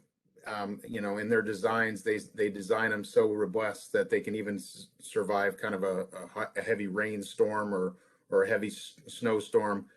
But certainly, whenever we have clients that have micro or fiber connectivity or the ability to connect with fiber, we like to call that out as well.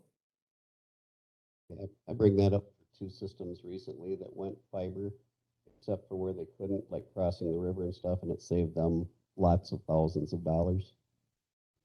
One being Grant County and one being Vernon County, just for your reference. Okay. And the other question is, Grant chose not to move forward on theirs. Grant County's current system has redundant fiber, full loop. So if it gets cut one place, it will actually go back to another circuit. Steve, what's that? No, it's not digital. It's analog, just like we're looking at. Yeah, their fiber, their backhaul is probably a digital backhaul, or to run through the fiber. But yeah, certainly they can run the radio system analog. Yep. My other question is, does any of this throw consideration toward specialty channels, I call them, like iFern for the Mavis system or Mark 1 repeater? Because we have a iFern transmitter at the Richland Center site that, in my opinion, unless your Mavis calls in Richland Center, it's worthless. The other agencies can't get to it. So are you considering extra receivers or voted transmitters per state protocol or whatever? Is any of that being considered? Yeah, only in these options. There's also the budgetary considerations for replacement of what I would call likely replacement of what you have today in those systems. So if you've got those iFern bases, I think we identified, we modeled those to be replaced underneath these options. But certainly, again, another topic that if needed to be enhanced, we would want to call out in the RFP. Okay, thank you. Interoperability is a key discussion in that RFP process. So you have a good understanding of how you're going to talk to those neighbors, whether it be Wiscom or any of your other county neighbors. And sometimes we've had systems where we've actually designed, at the various tower sites, maybe there's a tower site that's down near Grant County, and you want to put some Grant County infrastructure down there so that you can communicate with them. So those are all topics that we want to go through during the RFP process as well. I don't think my mic, is it working? Okay. So I just have one question that Barb and I talked about yesterday is when I'm looking at our map of current map, which shows the white areas has no coverage, and option 1 and option 2, those maps all look the same to me as far as where the no coverage is. I mean, to me, it only looks like the only time it improves is when we get to option 3. Am I misinterpreting those maps or? There's some slight differences there, but you're right. Essentially, those two maps use the same towers, and really the big difference there is analog operation and digital operation. And so I can't remember the numbers, but there's a slight increase. Again, kind of because of the way digital works and the ability to capture the signal even at lower levels. But yeah, to really get into the details, you probably see a little more yellow, and so your on the street coverage kind of, or your in-building coverage kind of increases a little bit there. It actually looks like there's more red on the digital option than on the analog, but they still don't look great. I mean, they don't look that much different to me. Yeah. Okay. Well, Mr. Gudgeon, did you have another comment? Yeah, the option 1 and 2 up in kind of the northwest corner, what tower site is that? I think that's the Wiscom tower. There's a Wiscom site up there that seemed to provide a little more robust coverage in that area, and gave us the ability to, I think, get it at a higher level. So Yeah, being a state tower, kind of chose to model that in, just to give you a little better understanding. Otherwise, and again, so we tried to stay on the towers that you had today, unless it made sense to move to a lease site, or in the state of in the case of Wiscom tower, hopefully a tower they would let you have access to. And then, otherwise, then the next step is to move off of existing towers and into greenfield sites and try and provide the best understanding. okay. So with option 2, you are looking at adding some equipment at the Ash Ridge site.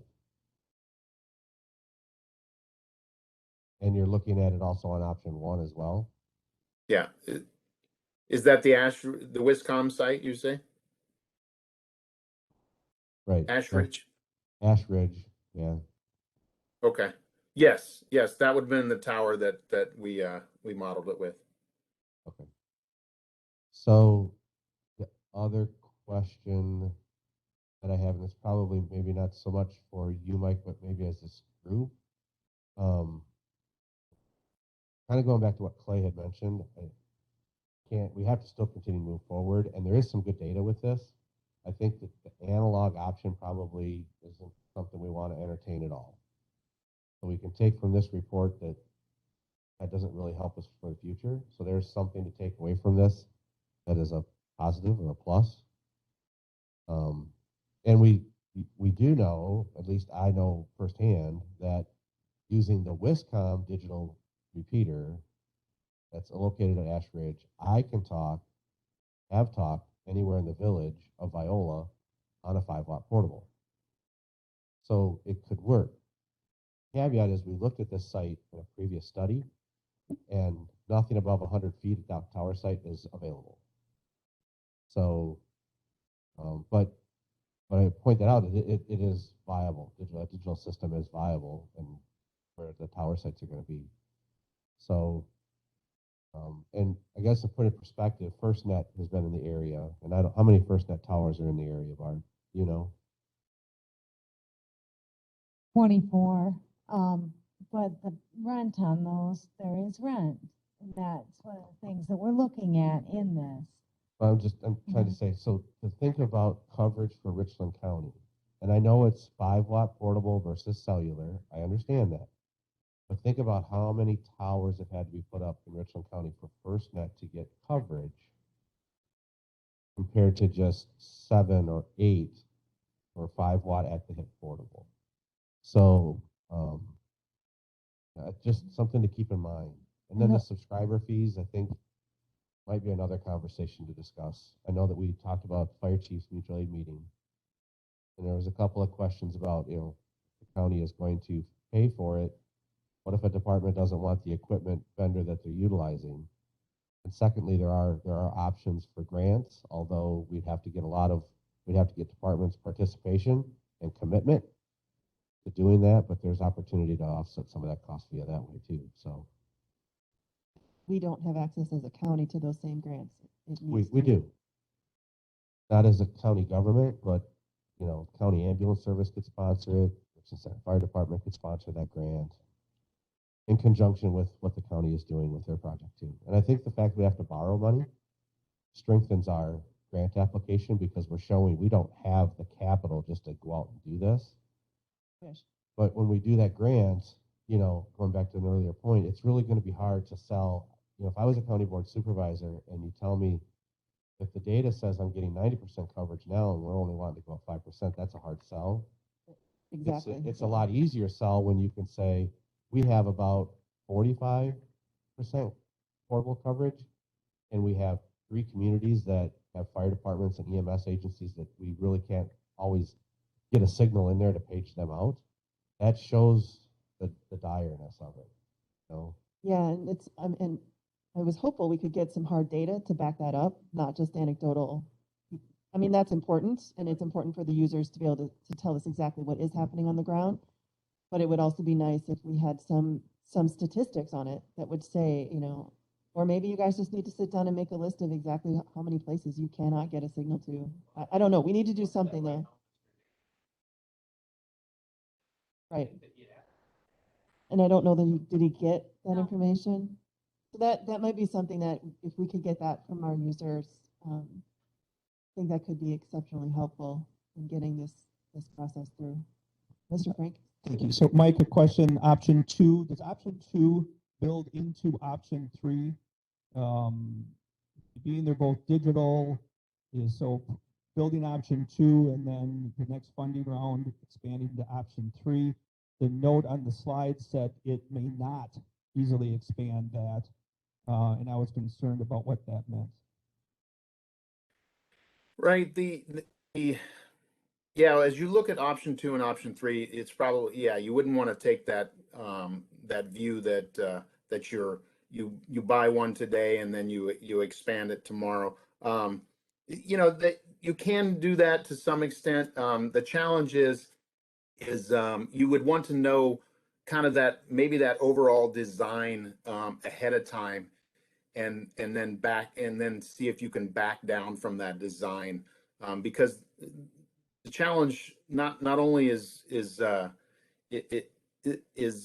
coverage footprint that maybe you're giving up as far as, you know, communicating with the devices in the field, but the microwave connectivity or it can be something that has to be totally reworked and may not work out if you were trying to go the other direction where you would build 5 sites and then at some point add 2 more. So you definitely want to start with maybe here's the place we want to get to, and then we can afford to back these two locations out, and this is how we would do it.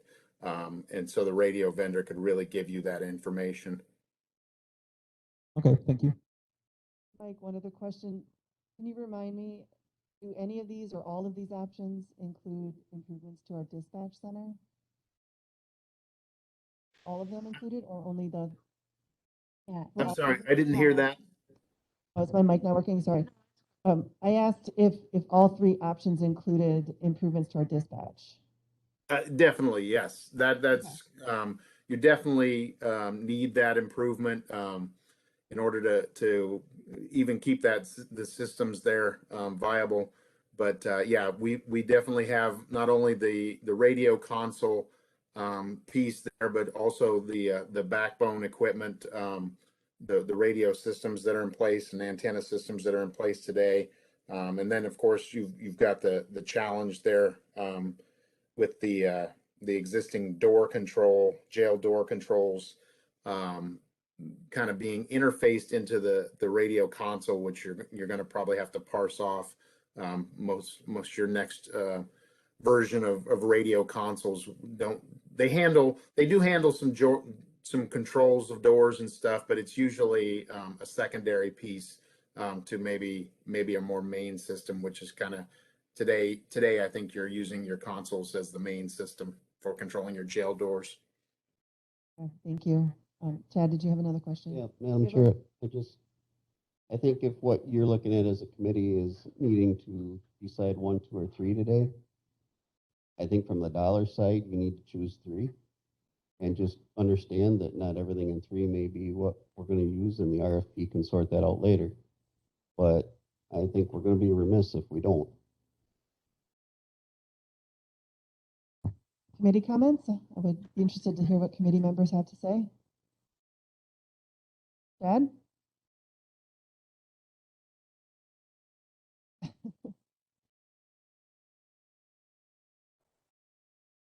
I'm talking to the mic so Dave can hear you. Learned that how we're going to present this to the county board is essentially this could be a 7 to 10 minute project. In how we present that way that there's unknowns yet in this that we don't. Well, I don't think we would present. I mean, I think that the idea is we are going to have Mike present the report so that the county board can start digesting all of this.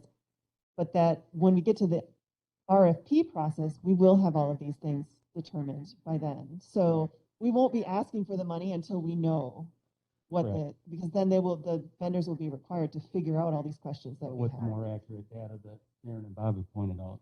Yeah, I'm assuming that they'll be required to, they say they're going to meet a standard, that's the standard they have to meet.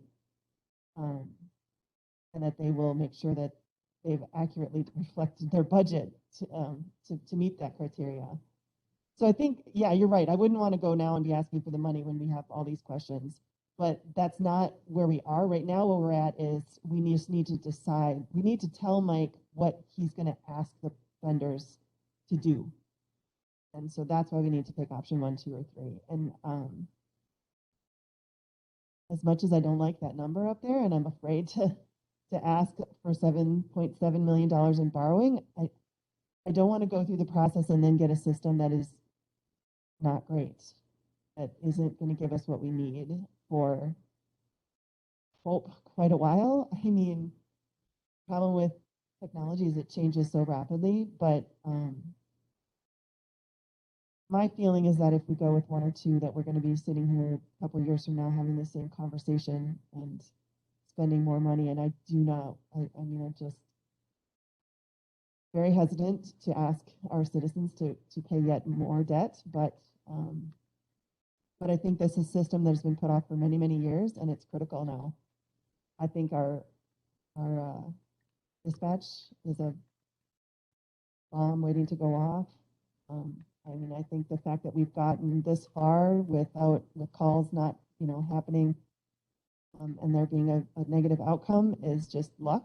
And so I think there's no question that we need to do this. It's just, I want to make sure that we're doing it right and we're not wasting any money. And we know exactly what we're going to need. And that's, I think, where the RFP process will play that out. But Mr. Severson, did you have any comments? I'd make a motion, we proceed with option 3. I mean, I think that when we go to finance, we can certainly say that there was 3 options, but then it will have to be, I think Mike's job will be to talk about, you know, why those options and if users could also be present for that, potentially even online. I know that all our finance meetings are online. I think it would be helpful for the community to understand what you're facing when you're out there, what doesn't work, and what that means for someone calling 911. All right, so I have a motion. Do I have a second? I'll second. All right, I have a second from Supervisor Turk. More discussion. Did you have a comment, sir? Yes, please. Steve Kruger, Richland Center Fire for 30 years. I'm also the Mavis Division President for Richland County.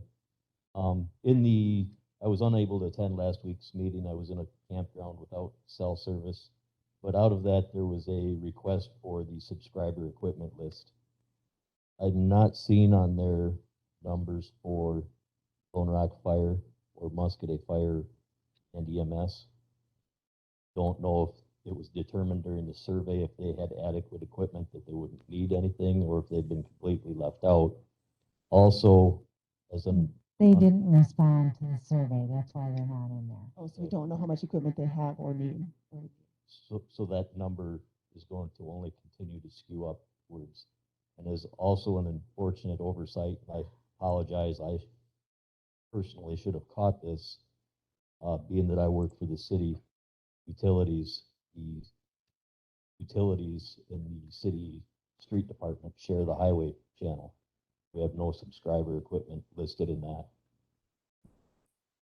I will get that data, those numbers to Mike after next week's staff meeting. Okay. Because we will have to, I know there are some departments that have done away with their radios and rely entirely cell phone, and some departments that need that in their backup contingency plans to have radio equipment. So if you guys could reach out to the departments that have not responded about equipment needs and ask them to please just let us know, that would certainly be helpful because we need accurate numbers. I guess I'd also like to speak to the funding, and I know funding is a huge thing with this, with the amount of dollars we're talking about. I'm very involved in our fire department and know what our annual budget is. The projected numbers for Richland Center Fire of $318,900 of equipment is our 1-year budget. A lot of these departments, Yuba Fire at $56,000. I don't know what their annual budget is, but I'm sure it's pretty close to that, if not less. It's going to be extremely difficult for these user subscribers to invest on their own equipment. Encourage the county to find whatever way they can to help those end user subscribers because they do travel countywide, just not their response area. So, for the county to step up for that is very important. Right. I mean, my thoughts on this was the same, is that they're all taxpayers, Richland County taxpayers that you're servicing as well in your districts. And so whether you tax them or we tax them, it's, so as much as it would make it easier for us to go and ask only for 5 million instead of 7.7 million, I mean, and we'll see. I'm 1 out of 21. I don't know what the rest of the supervisors think, but that's my thought. Yeah, I mean, that would be the thing is if we can make sure that we are fairly certain we can get grant coverage if we put the costs onto the individual department, then that would be something we'd have to figure out.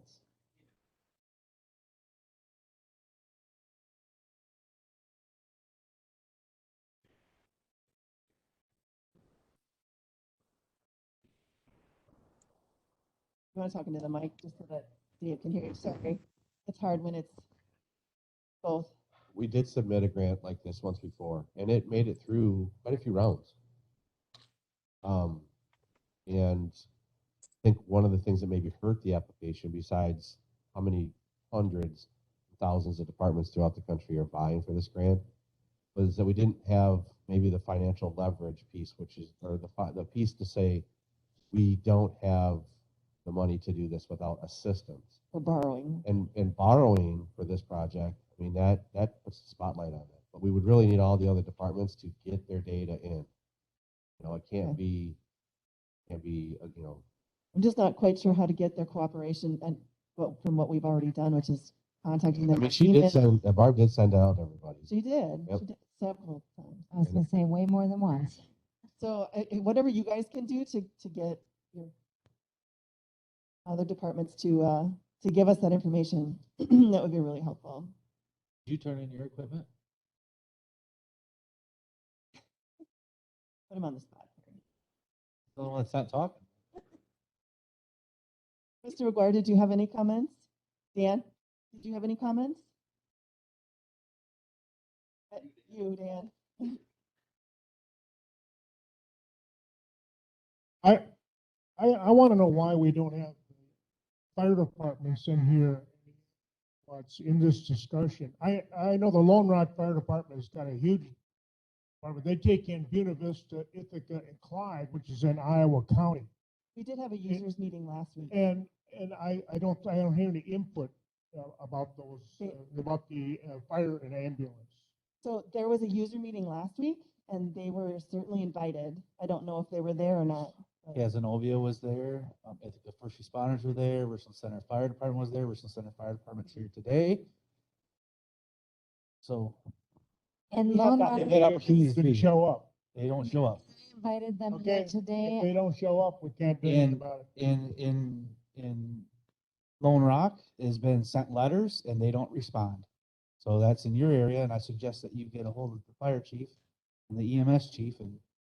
Oh, he gets a hold of me all the time to complain about the radios, but he's not here, so I guess that's what I'll have to take back to him. He's had opportunities to do that. Right. If I may just point out that Lone Rock does have digital capable equipment because Lone Rock has to interface with Iowa County Dispatch, which is digital. So they may not have completed Lone Rock Fire and EMS may not have completed the survey because their equipment is already digital capable. So they won't need more equipment. Yes. I mean, they could have let us know that, but Yeah, maybe that. could have let you know, but I just want to, put that out there. Okay. The other departments, I can't speak. All right, so I have a motion and a second to send this on to finance with recommending option number 3. Any more discussion? All those in favor signify by saying aye. Aye. Opposed? All right, we're sending it on to finance. Thank you guys for coming out. Is that the 1 o'clock meeting this afternoon? Nope, it's the 20th, I believe. Next Friday, is it? Just track my meeting. Madam Chair, this is Administrator Langrick. Yes, the next Finance and Personnel is on the 20th. All right, thank you. Will you make sure that this gets on that agenda then, Administrator Langrick, or do we do that? I just want to make sure we were signing who's going to get it. We'll have it on the You will docket. get it added to the agenda? Okay, thank you. All right. Thank you all for taking the time today. All right, so now we are back to item number 13, approve monthly invoices and other Sheriff Department report. Quite the meeting today. I'm sorry. Shoot, last week we were out of here in a half hour. I know, but a lot of important stuff today. Monthly bills, is that what we're talking about? Yes. Has everybody had an opportunity to look over the bills? Yeah, and I'm assuming those highlighted ones are highlighted because we're going to talk about them as a separate agenda item. So we don't need to talk about them right now. Right. So the rest of them all look fairly straightforward to me. Is there anything that you thought needs to be pointed out? Yeah, nothing really that I saw. So the 2 items that are highlighted, are they budgeted? Were they in our budget, or these are surprise? Well, Motorola Solutions Spillman was a budgeted item. Okay, The contract. Yep, the contract. 14 was a surprise. Email, okay. Yeah. All right. All right, I would entertain a motion by Cosgrove, second by Luck. I will. Kerry second. Severson. All right. I got another question. You have a question? Okay, go ahead. 29 Snyder Plumbing. Yeah, we have been having some issues with pipes being clogged in the jail. Being clogged intentionally? Being clogged intentionally, yes. Is it the same person that was in a year ago? I don't believe it was the same person. No, that's a valid question. One thing, I guess, so pipes are getting clogged. Things that are supposed to be going down the pipes are things that aren't supposed to be going down the pipes are going down the pipes. One thing I will comment on is that I did go in on a piece of equipment with Randy Nelson. We bought a snake, so we would have our own snake. So Want to go in and grab this stuff? To go in What and are they putting down? anything from pieces of towel to pieces of sheets to pieces of uniform. Yeah, it's Is there any differs by person. Is there any repercussions when they do stuff like that? If we can prove who it is, there is. Oh, I suppose. But we went on, and it's probably not going to take very long to pay for itself. We did go in and buy, I think it's a 3/4 inch powered snake to go through and clear these jams when they. You didn't have any flooding in the ambulance garage because of this lately. Isn't that what happens when the jail sewers back up? Yes, I don't know how recently we've had that problem, but that has happened in the past. Yes. I mean, that's certainly what I hear why we need a new ambulance garage, so. Yeah, it's very, very possible that can happen and has It happened. just hasn't happened this Uh, time. Not this time. Okay, good. Yes. Does the employees that are unclogging these pipes, are they provided the correct PPE to do this? Like, what are the health hazards and what are we at risk for doing it ourselves? Now, I understand that some of the companies in town refuse to come here now, right? It's one of them I know of. Sitting out here. It's not Yeah. hard to, I mean, gloves and a face mask and eye protection would be the three things that you would want. Yes. So what I would suggest is we should make sure that they have the proper PPE available for him to wear. So it would say, he could just wear a shield, which we probably have in the courthouse from court and stuff like that. He had one of those, a face mask. On a case by case basis, I could probably approach Darren and see what he could offer in those instances. Yeah, just, I mean, you're not incorrect. There's always the potential of human hazards from waste. That's why. Hepatitis? Right? Yeah. Yeah. The So he should be workers' comp careful, and he issue? should talk to Darren about. Do we have bloodborne pathogen training? They're supposed to be. Bloodborne pathogen Yeah, training? we're supposed to go through it yearly. Yeah, you That's could. The property committee has been discussing that. Yeah, I mean, you could ask that he go through that training just so he's aware before he volunteers to do something like that. I appreciate that they're trying to save us money. I'm all about that, but we also want to make sure people are safe. I agree with what Mr. Severson is raising. So I would say it just requires some conversations. I also would like the inmates to stop, if they're ever listening to this, to stop doing that. They're not Right? helping the situation. Oh, Boggles the mind. I just don't understand why?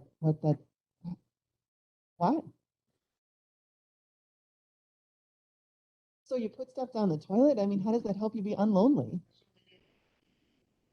I suppose it creates activity. It's hard to say what each instance, the cause of each instance was, but it's usually probably some sort of retaliatory thing that they don't like.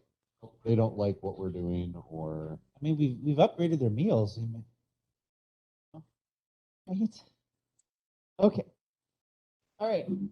Okay, so did I have a motion and a second to pay the bills? All right. All those in favor signify by saying aye. Aye. Aye.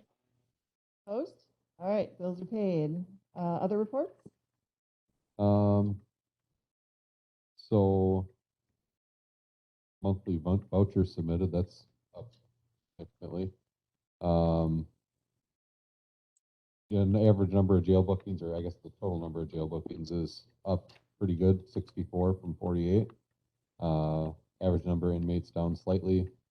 Monthly complaints up about 10, up exactly 10. Citations have climbed back up. Warnings stay at 0. Civil process served 15, and 3 transports for the month. Average number on electronic monitoring is 6. We had 388 calls for service, 82 calls for EMS, 75 calls for the police department. So I do have a question on the jail. I think we're kind of back where we were a year ago, where we're concerned about COVID entering our jail and ending up with big hospital bills if someone were to get really sick. Are we masking or doing anything different now that the stupid Delta version has popped its ugly head, or are we, So, what are our current rules in the jail? so I think we're still going on the original recommendations from last year that were to try and quarantine. We screen new inmates and we're to try and quarantine them. Fortunately, with our numbers being at That's that, what I was wondering. it's hard to properly quarantine new inmates. Because it's 10 days? Is it 10 days? Or does it Yeah. depend on vaccination status? Well, it probably depends on vaccination status, and if we can prove vaccination status, Right, then I yeah. don't know. So- Have we been encouraging our employees to become vaccinated, or are we silent on that issue? We haven't encouraged them since the initial first was it back in all got vaccinated. There hasn't been much push on that. We certainly, the opportunity is available for people to become vaccinated. A lot of the people I think that don't really have any desire to become vaccinated. I do know of at least a couple employees who have recently done it. So there are some that are making their choice now later on to do it, but Maybe just simply letting everyone know that reminding they're them it's available. reminding people that it is available, they can get it. I believe they can still get it free of charge. I shouldn't say that. Not sure. But yeah, anyway, just, yes, go ahead. Hearing on the news radio that they're mandating the military to be vaccinated, and they're mandating this place and that place. Do that. Do you think the DOJ is going to mandate that prisoners be vaccinated? Or Department of Corrections, or I is there have any- not heard anything to that effect yet.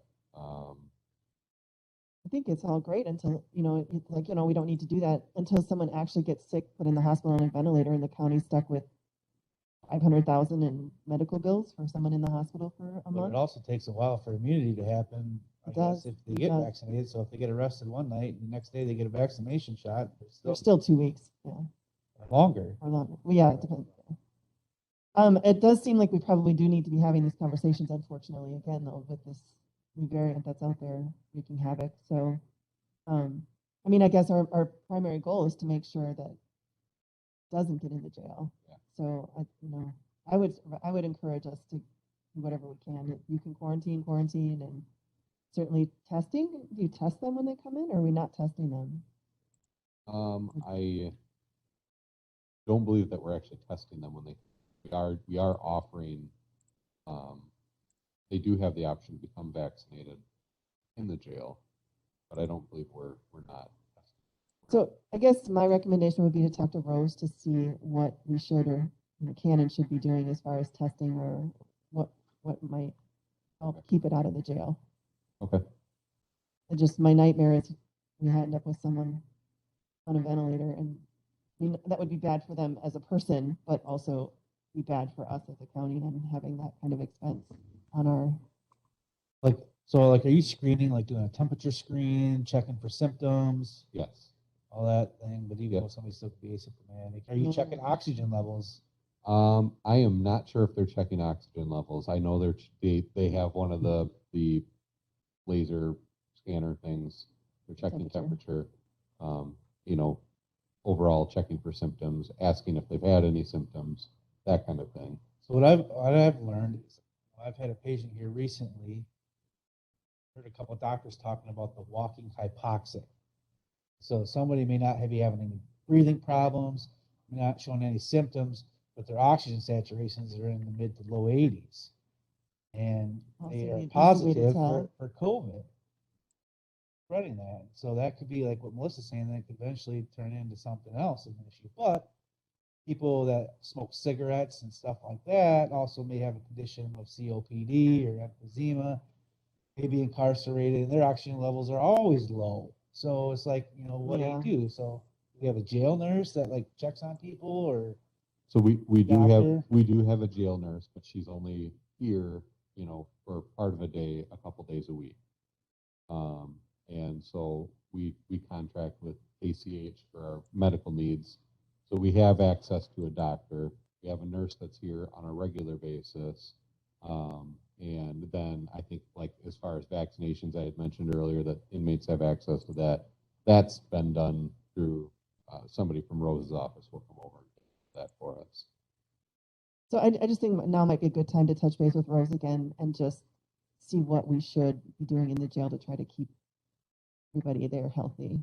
And letting the staff know, encouraging them to get vaccinated. Yeah. If they aren't already. Because that even being vaccinated isn't necessarily saving us from this stupid Delta thing. So okay. Any other questions on that report? All right. So then, did you have other reports, or was that's it for you, right?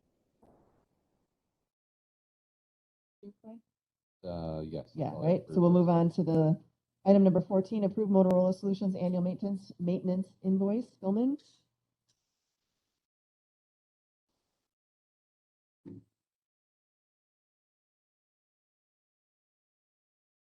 So again, this is just our annual maintenance payment, so we can continue to use Spillman. It's in the budget. It's in the budget. It's budgeted for. Yes. Okay. All right. I would entertain a motion to approve it. Severson moves. All right. Second by Cosgrove. Any discussion on this? All those in favor signify by saying aye. Aye. Aye. Opposed? All right. Motion carries. Item number 15, approve JComp invoice for backup storage on 75. So, and Barb may speak on this a little bit too if she wants. I emailed all of you about this. This was the situation we got into, about 2 weeks out now, Barb. Our buffalo NAS, the buffalo died. The buffalo. What's the buffalo? The buffalo is and I apologize if I don't know the exact wording, but it's like a server, network something server, right? It's network attached storage. Network attached storage. But it acts like a server, and it's where we kept all of our wearable video recordings, wearable, dash cam, and it died. That one was 24 terabytes. Yeah. So for how far back? Like from the beginning of From time? the beginning. All of it. And it's gone, but they think Hopefully not. they think that they can. So we don't have it backed up.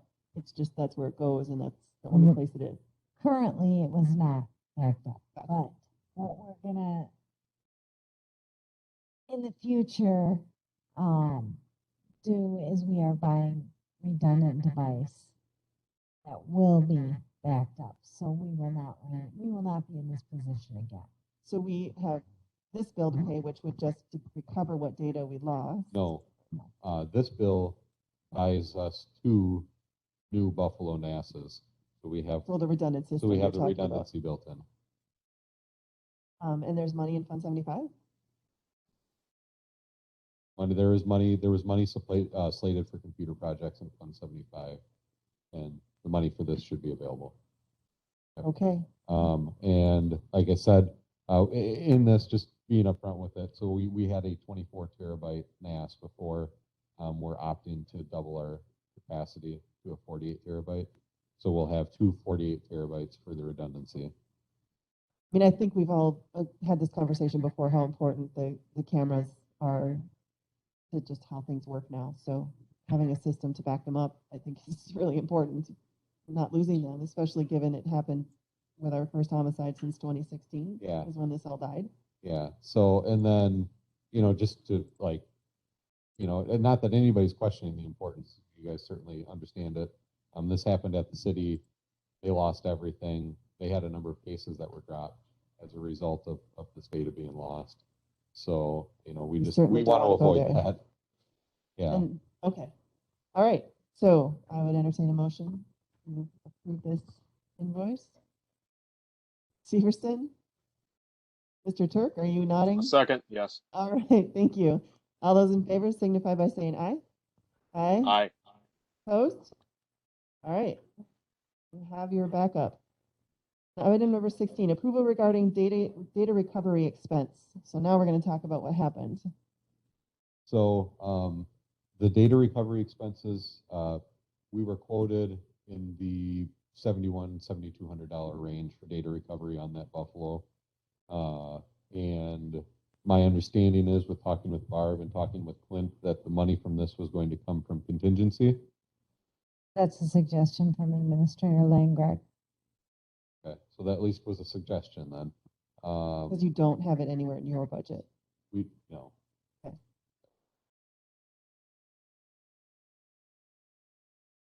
I think we have actually a pretty large amount in contingency, but that's because a bunch of money was put in there for placements.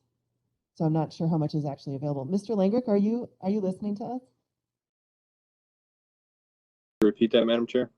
Yeah, so the question is, the suggestion was made that the data recovery system, this $10,000 that we need to get this data back from our wearable cameras could possibly come from contingency. Is that and Barb indicated that was your recommendation.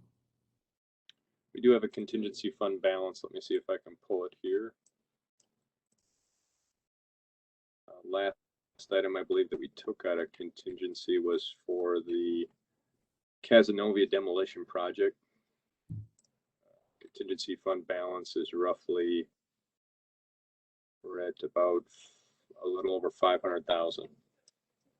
And correct me if I'm wrong, but the reason that balance is so high is because we put money in there to cover placements going over? We had some concerns on underfunding placements and concerns on coming into this year if we were going to have impacts from COVID that were, we kind of operate on our overages on operations from last year. We deferred to this year for balancing out placement funds. So we went heavier on contingents on trying to reserve money to help buffer that so that we didn't get caught with either lost revenues, expenses from COVID or placements. Okay, thank Going you. forward into this coming budget, though, we're anticipating not budgeting more into the contingent fund and to work off that balance. Okay, so your feeling is that this is an appropriate expenditure to be placed on the contingency fund? Yes, based on the nature of the calamity, if you will, and the purpose of a contingency fund, this is an appropriate expenditure, in my opinion. Okay, thank you. All right, motion by Cosgrove. Second by McGuire. Any further discussion? Yeah, go ahead. I have something. So just be mindful of that contingency so that projected placement costs for this year, we're looking at like 1.4. We budgeted 1,029,000, and they're projecting it at 1.4 right now. If there's 500,000 in there, We're going to need 400,000 of that to cover the placement cost for 2021. maybe. That Maybe. still leaves $100,000. Okay. Yes, with an understanding too that there may be additional underages from other departments' operational budgets that will help go into the balance that will arrive at with our final auditing numbers when they come in. Yeah. Okay. All right. Any other discussion? All those in favor signify by saying aye. Aye. Aye. Opposed? All right. I'm assuming that's going to go to finance. Or does it go straight to board? No, I think it has to go to finance, Finance? correct? I would think so. Okay. So Clinton, will you add that to the finance agenda, please? I have it on the docket. Thank you. All right. Item number 17, approval to advertise for the jail locks maintenance contract. So we currently are under contract with, I don't know if they go by Paper Power System Technologies. That contract is almost up for, yes, and looking to advertise for that. Are the same people interested that we've been contracted with? I imagine they are. Yeah, okay. Yeah. All right. I would entertain a motion to allow them to advertise for our jail lock maintenance contract. I'll move. Motion by Severson, second by I'll Costa. second. Or Turk? All right. Thanks, Dave. All right. Any further discussion? All those in favor signify by saying aye. Aye.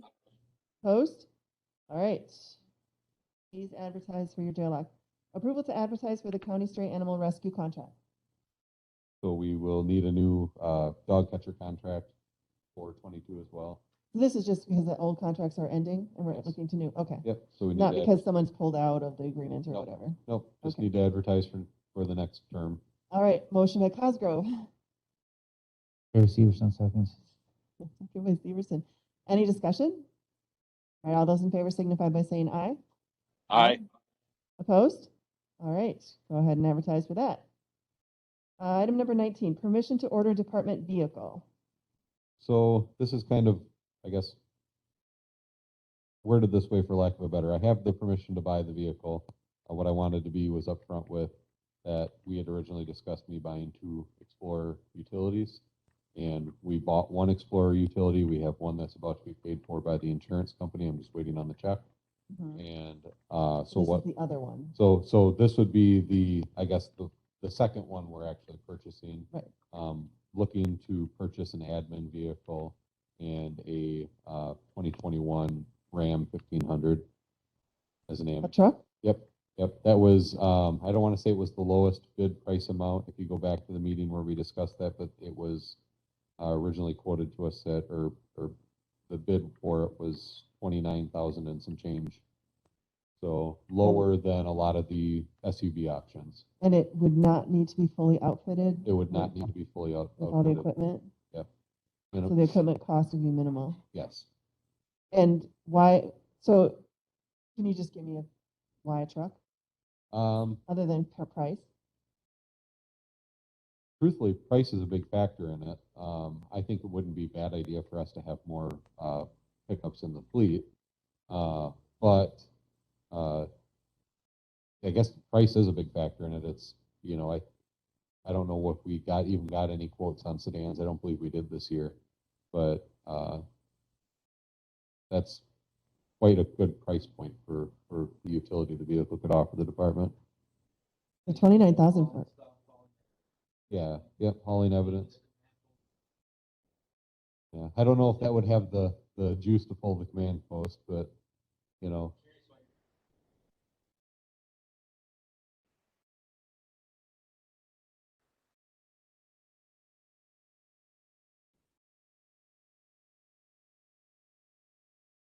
A lot pricier.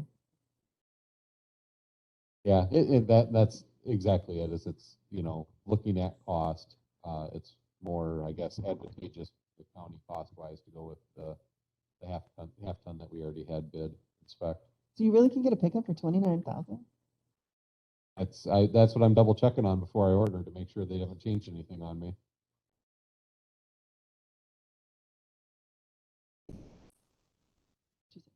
Lead incentives.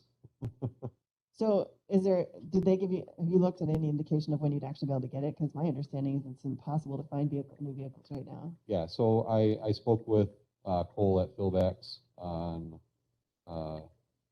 last Friday, I believe I picked up one of the Explorers, and he said that it looked like they would be starting production again in November. They're not currently building them. So this is coming out of our last borrowing effort, Yep, right? Fund 92. Okay, yes. and when do all purchases for that have to be made, Mr. Langrick? Because I'm wondering if we would get, that we might run into a deadline where we don't get the truck before we have to have spent the money. Mr. Langrick, are you there? I know the poor guy. Can I have you say it again, Madam Chair? The question is, I apologize. Oh, no problem, no problem. The question is that the Sheriff's Department is looking to purchase their second vehicle that we had permission to purchase on the Fund 92. I'm just worried that with how long it takes to get vehicles right now, when does the Fund 92 money have to be spent by? And we have it out through, I believe, a couple of years. Our desired goal is to try to spend it in the same year that we're borrowing it for, as it's quite a tax burden, and we want to be able to convert it into the services that we anticipate. So I would say, it's not, the money's going to be there. So I would say go with it as soon as you can. Okay, yeah. I mean, they're indicating something like they're going to go into production in November, which means you wouldn't get a vehicle till January, February, March. Okay. but the money is still available. Okay, I just wanted to make sure, because I knew that that money does have a deadline on it. All right, did we make the motion? No, we did not make a motion. I'd make the Right. motion. All right, motion by Turk, second by Cosgrove. Any further discussion? All those in favor signify by saying aye. Aye. Opposed? All right, motion carries. Chief Porter, I would just ask that when we get to the county board with that one. So I guess that would be my question is, do we need to go for the county board? Because the ordinance says that I can purchase two Two vehicles. vehicles, and one of the vehicles that we got was from an insurance claim, so there's nothing to do with the borrowed funds. Mr. Langrick, does this have to go any further, or is it just approved at this level? I guess I'm to pull open my county board rules, but if memory does serve, I think there is a authorization to purchase for the sheriff's department, and I believe we also asked for appropriations to be done not to an exceed amount for the borrowing through finance and personnel. Is that correct? That's Chief my Porter? recollection, yeah. That was correct. The resolution was to not to exceed the amount that we had slated in Fund 92 for this project. And you will not We exceed should it? be able to. I will not. Okay. All right. Should so be able then- to move ahead. All right, thank you. All right. We voted, right? Totally losing track. Oh my gosh. Okay, 2022 budget discussion. Oofda. Yeah. This is a long one. So yeah, Amber's gonna help me out with this, but I provided two budget options, that one following budget guidance. And I've had this discussion with Melissa already, but when we were given the budget guidance for budgeting, that was kind of a tough pill to swallow. But I tried it. I gave a shot. Just to remind you guys know that they were asked to give the raises, the 7%, with also absorbing 6% insurance, but not increase their budget at all, was what they were asked. Was it an actual raise or was it just a cost of living that we should have been paying No, for 3 years? was it 6 or 7%? 6.88, they were asked to give their employees 6.88. Or is it the cost of living? Yes. In there. So what he were asked to do was to do that, but not ask for any more money, was what the ask was. So it was a 6.88% raise for, it'd be all my non-union employees. And then a 6.88, and then also a 7% increase for insurance premiums. And so we were supposed to factor in that number and not increase our levy spending. So what I did, option one, which is what I presented to Clint and the clerk's office, was a 0.7% levy increase. That was as closest I could get to zero. That was option one. I got the numbers there, but it's not pretty. We're cutting one casual typist, which currently is a position we're not using. But in that factor, we're also cutting one patrol deputy and one full-time jailer, full-time patrol deputy and a full-time jailer. In addition to several other budget cuts that we've made to get to that number. So we're cutting equipment money, we're cutting staffing significantly. I consider it significantly, just knowing how we operate. You know, one person from each division is huge for us, especially just with the unknown of our jobs.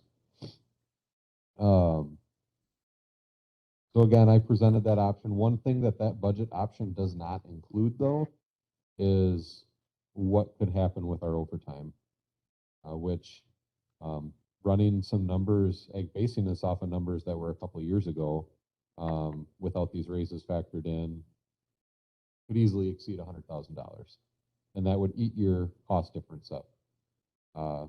So the cost difference, so option two is a 5% levy increase. The difference between the two of those in a dollar amount was about $144,000. So if I decrease my budget by that much by cutting two people, but my overtime increases $100,000 or more, then you just close that gap pretty quickly. So that's why I presented both options, and looking to discuss both those options at finance when we have our opportunity to. Yes, sorry, option 2 does retain both full-time. It also, it keeps the casual is still off the books. That was a minimal cost. But we're not currently using it, but that keeps both full-time officers. No, nope.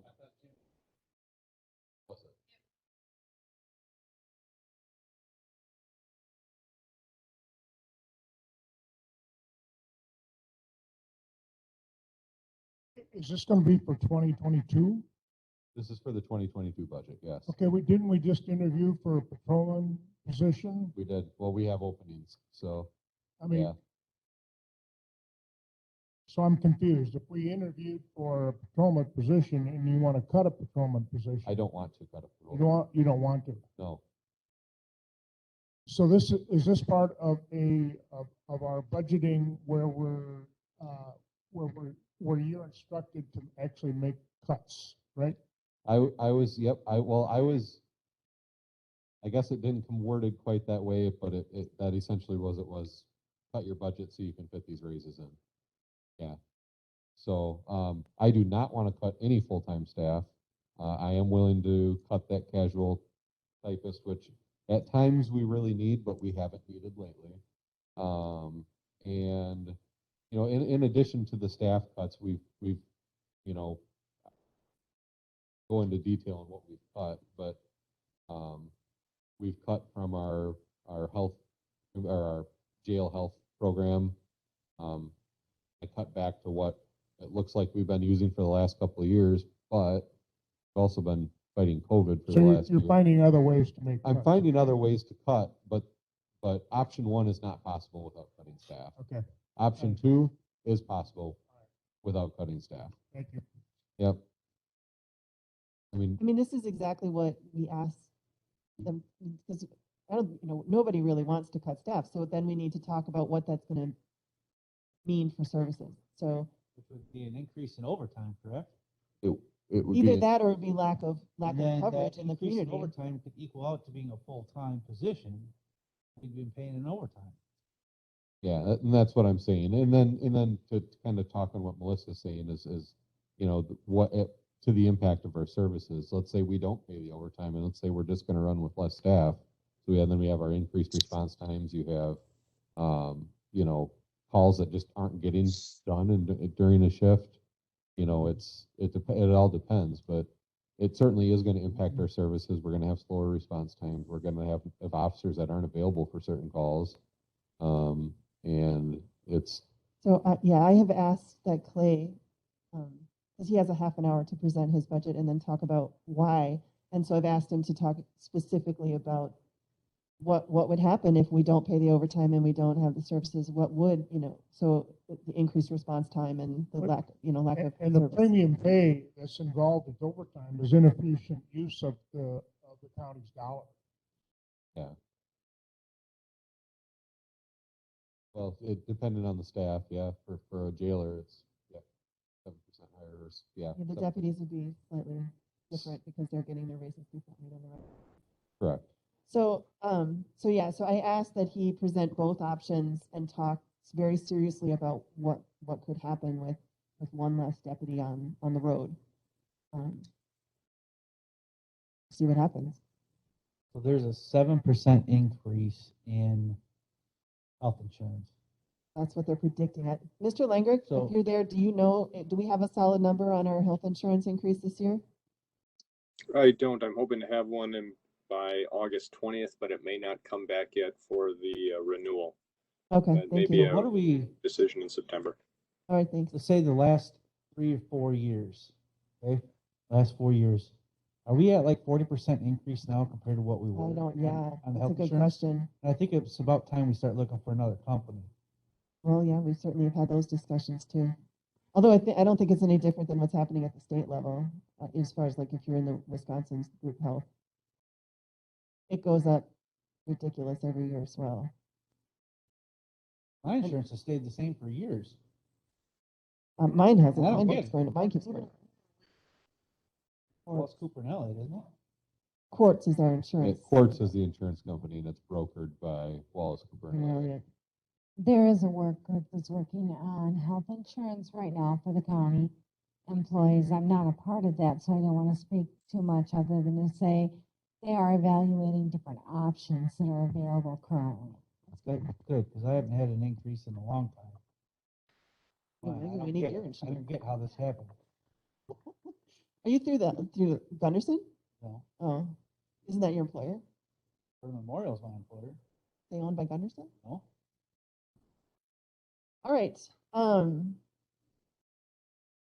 So yeah, best case scenario, we come out of this with option 2, where you're cutting the casual typist, making some cuts to equipment, which is always a gamble, but Yeah. whatever. But retaining the staff. I mean, my reaction was I'm very hesitant on the jailer because we just created that position. And I'm not sure how how the inspection will improve with us then now removing it less than a year later. And a deputy, I mean, we had discussions about, is there a possibility that it could be a daytime deputy position cut so that the admin staff could fill in? But obviously, admin staff has their own things they're supposed to be doing. These are questions you're probably going to get asked, though. And we're so kind of already doing that at this point with the staffing levels we have. So You're I already have, covering? I have our lieutenant scheduled to work a patrol shift next week and to try and cover, and our investigator off of investigations to cover another one. Right, and another important piece of this is if they have someone out on disability or workman's comp because they got injured on the job, which we currently have. Yeah. We already are operating with one less deputy, and that's so. the one for the last 2 years or whatever it was. Oh, it's 1 year? a little over a year now. So when you add, and with your occupation, it's not unusual that you might have someone out on workers' comp. And so these are also things that should be brought up, is that, you're generally going to be down somebody for one reason or another all the time. So you're already operating, and then if you add another open position to that, you're really down 2 people on any given day most of the time. Yeah. So anyway, we had this long discussion and we had, I think these are things, if anyone else can think of things they think other finance members might ask, he can be prepared ahead of time. Certainly let Clay know so that he can get all his ducks in a row before he has to sit in the hot seat. And I do have a presentation or not necessarily a presentation, but bullet points prepared for the meeting. Good. And I'm only going to add to those as the month goes on, but I am preparing for it. It's similar to what I had to present last year, just now we're talking one more full-time staff member than I was last year. Last year you were asking for a staff member too. You were asking for that jail position, then Yeah. ended up giving it to you 6 months later anyway. Correct. Okay. We need, do we need a motion? I think we need to send a motion from us to send it Saying on. that, We have put our approval on do it. we want to suggest an option? Yeah,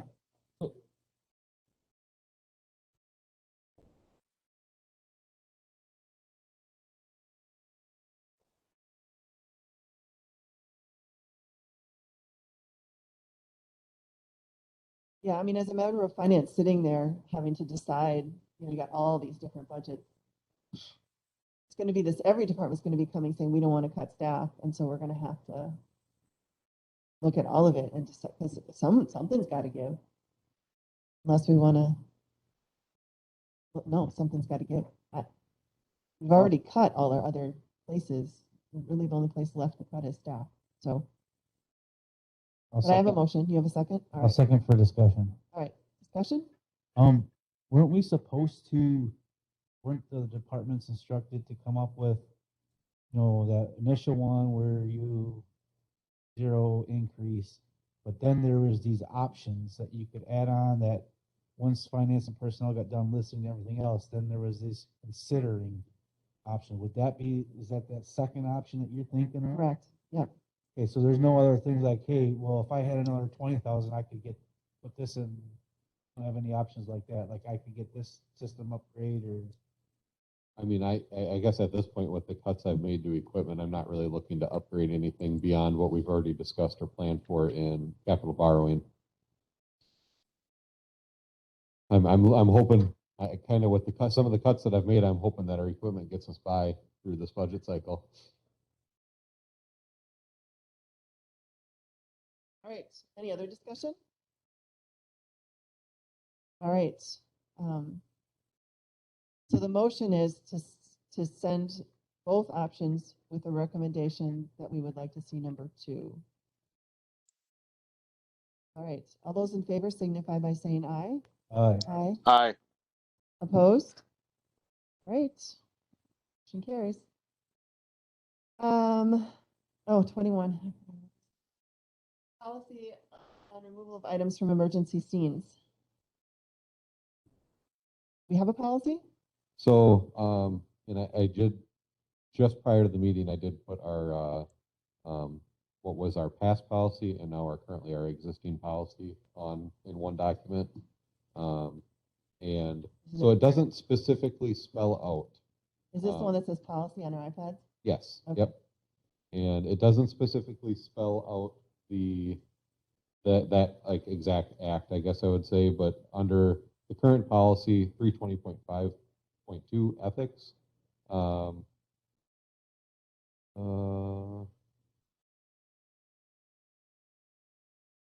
wrongful or unlawful exercise of authority on the part of any member for malicious purposes, personal gain, willful deceit, or any other improper purpose. So I kind of look at that, using your job for personal gain as kind of covering the topic. Does everybody know what we're talking about? Just so we're all on the same page. Okay, I just wanted to make sure everyone know what we're talking about. You?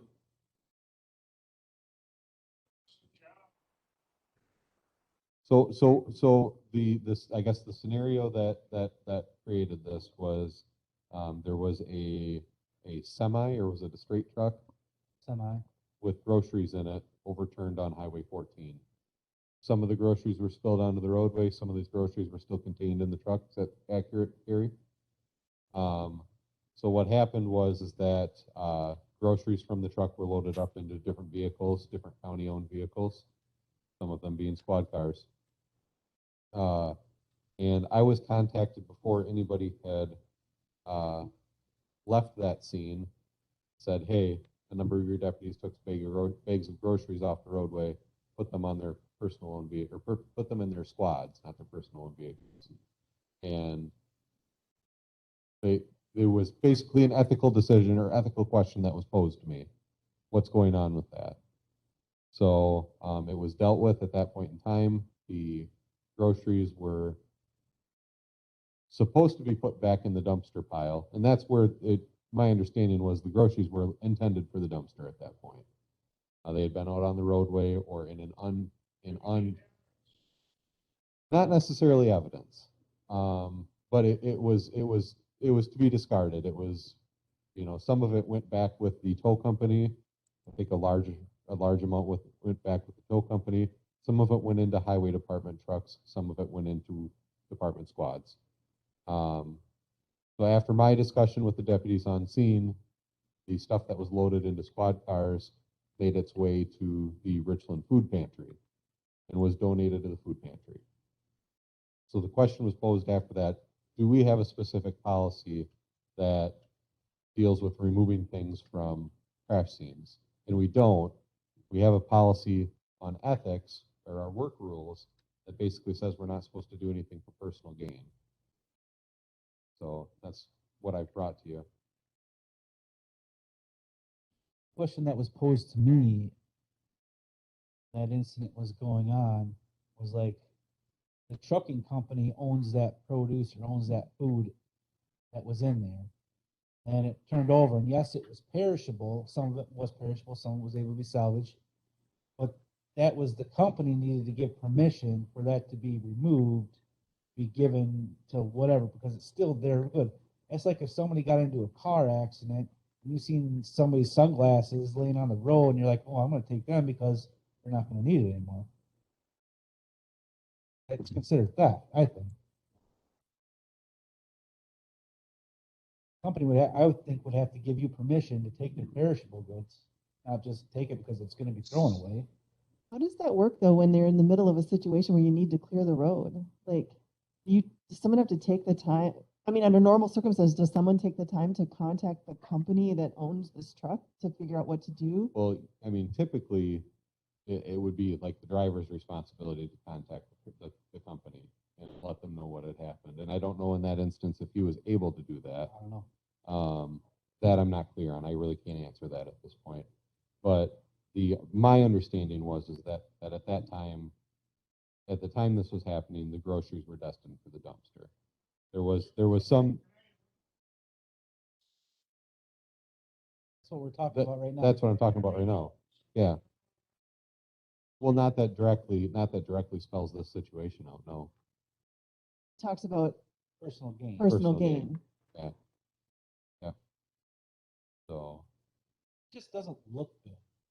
But overall, it just doesn't look good to the public, you know. I Even think on our department, like somebody, like there was a house over there, and the people were sitting outside in lawn chairs watching this. Well, why couldn't they come over and get some perishable goods and take back with them? Probably could have. I don't know. I mean, I don't know what is the normal, like, Or let's just say it's not checks and food, everything. you know, what if it was just, boxes of stuff? Like, I mean, what if it would was non-perishable, and that's what my understanding was that there was a container or a group of groceries that was removed by the towing service under the request of the insurance company. And But in defense though of people that were there where this was coming up, I did hear the towing company say, "Hey, do you want this? Hey, do you want that? You guys want this?" So obviously he was giving some direction, whether it was right. But like, should we be doing that though as a county and a city? Like, should we be taking stuff? so, and Other I people don't have the opportunity to get that. I'm a firefighter with the Richland Center Fire Department.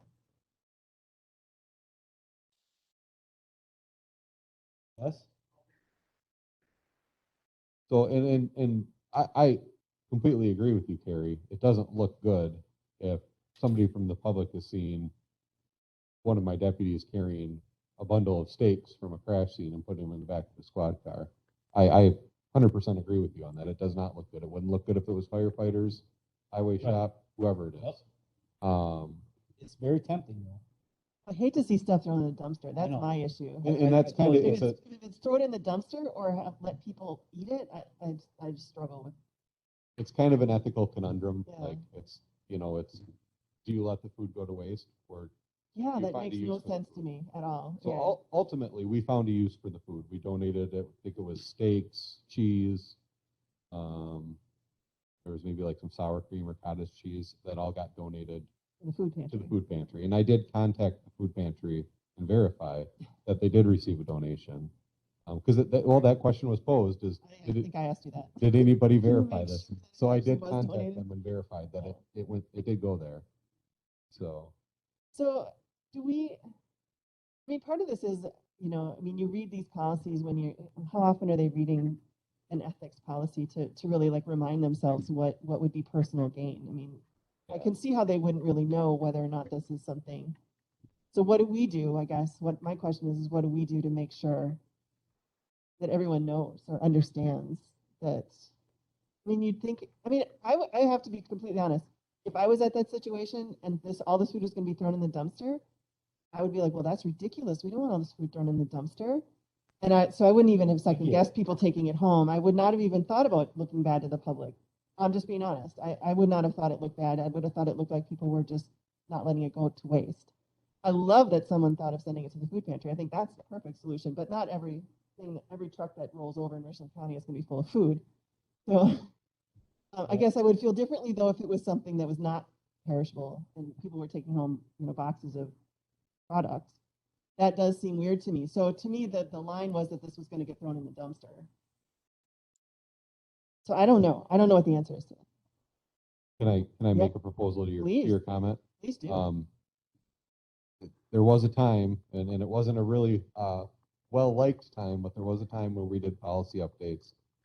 You did policy updates verbally with command staff, and maybe we don't need to do all policies that way, but maybe work rules or standards of conduct could be done. Not even every year, maybe could be every done in that few fashion. years or Yeah. something. But I'm open to that. Yeah. I think at some point down the road, it'd be nice if the county found money to have a program where these policies are on there. And then like command staff then can send them out to the deputies and on their downtime at work, click off and check that, hey, I read this policy. Yeah, I mean, I'm with you. We It have sucks to have to read, but it's Yeah. the world we live in. You know, I mean, it just is what it is. And Yeah, I have to, why are we discussing this here? I mean, isn't this an interdepartment problem? Well, and it was dealt with, yes. Okay. But we were asked to have it on the agenda, so I came ready to discuss it. Because our job as legislators, our job as legislators, and we set policy on how the department is supposed to conduct and carry out their business.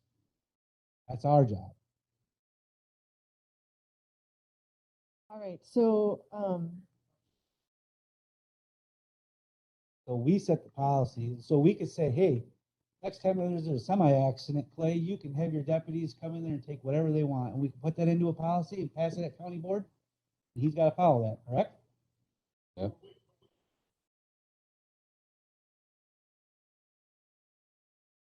Can't tell him what to do, what he's statutorily bound to do, but we can control a lot of stuff through policy and budget funding. right. That's our job as legislators here. We are Policymakers. we are the policy setting body.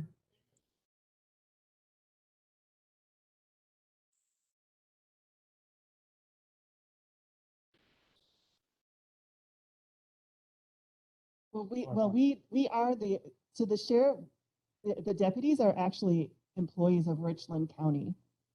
So we do have oversight of how our deputies conduct themselves because they are employees of the county.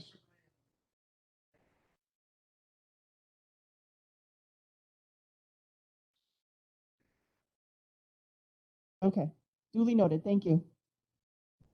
So I think just a general review of ethics, just making sure. I mean, I think it's all been talked about now, right? Yep. Yeah, so I mean, I guess my question would be, do you feel that policy is adequate? And then we can, what I would do going forward is maybe, maybe not yearly, like you said, maybe like a biannual or, Right. something like that. We can just have an update on standards. I mean, of conduct. you could increase that or add to that statement that just says, for example, picking up items at scenes or, where it Yeah. just, benefiting, what does benefiting from statement?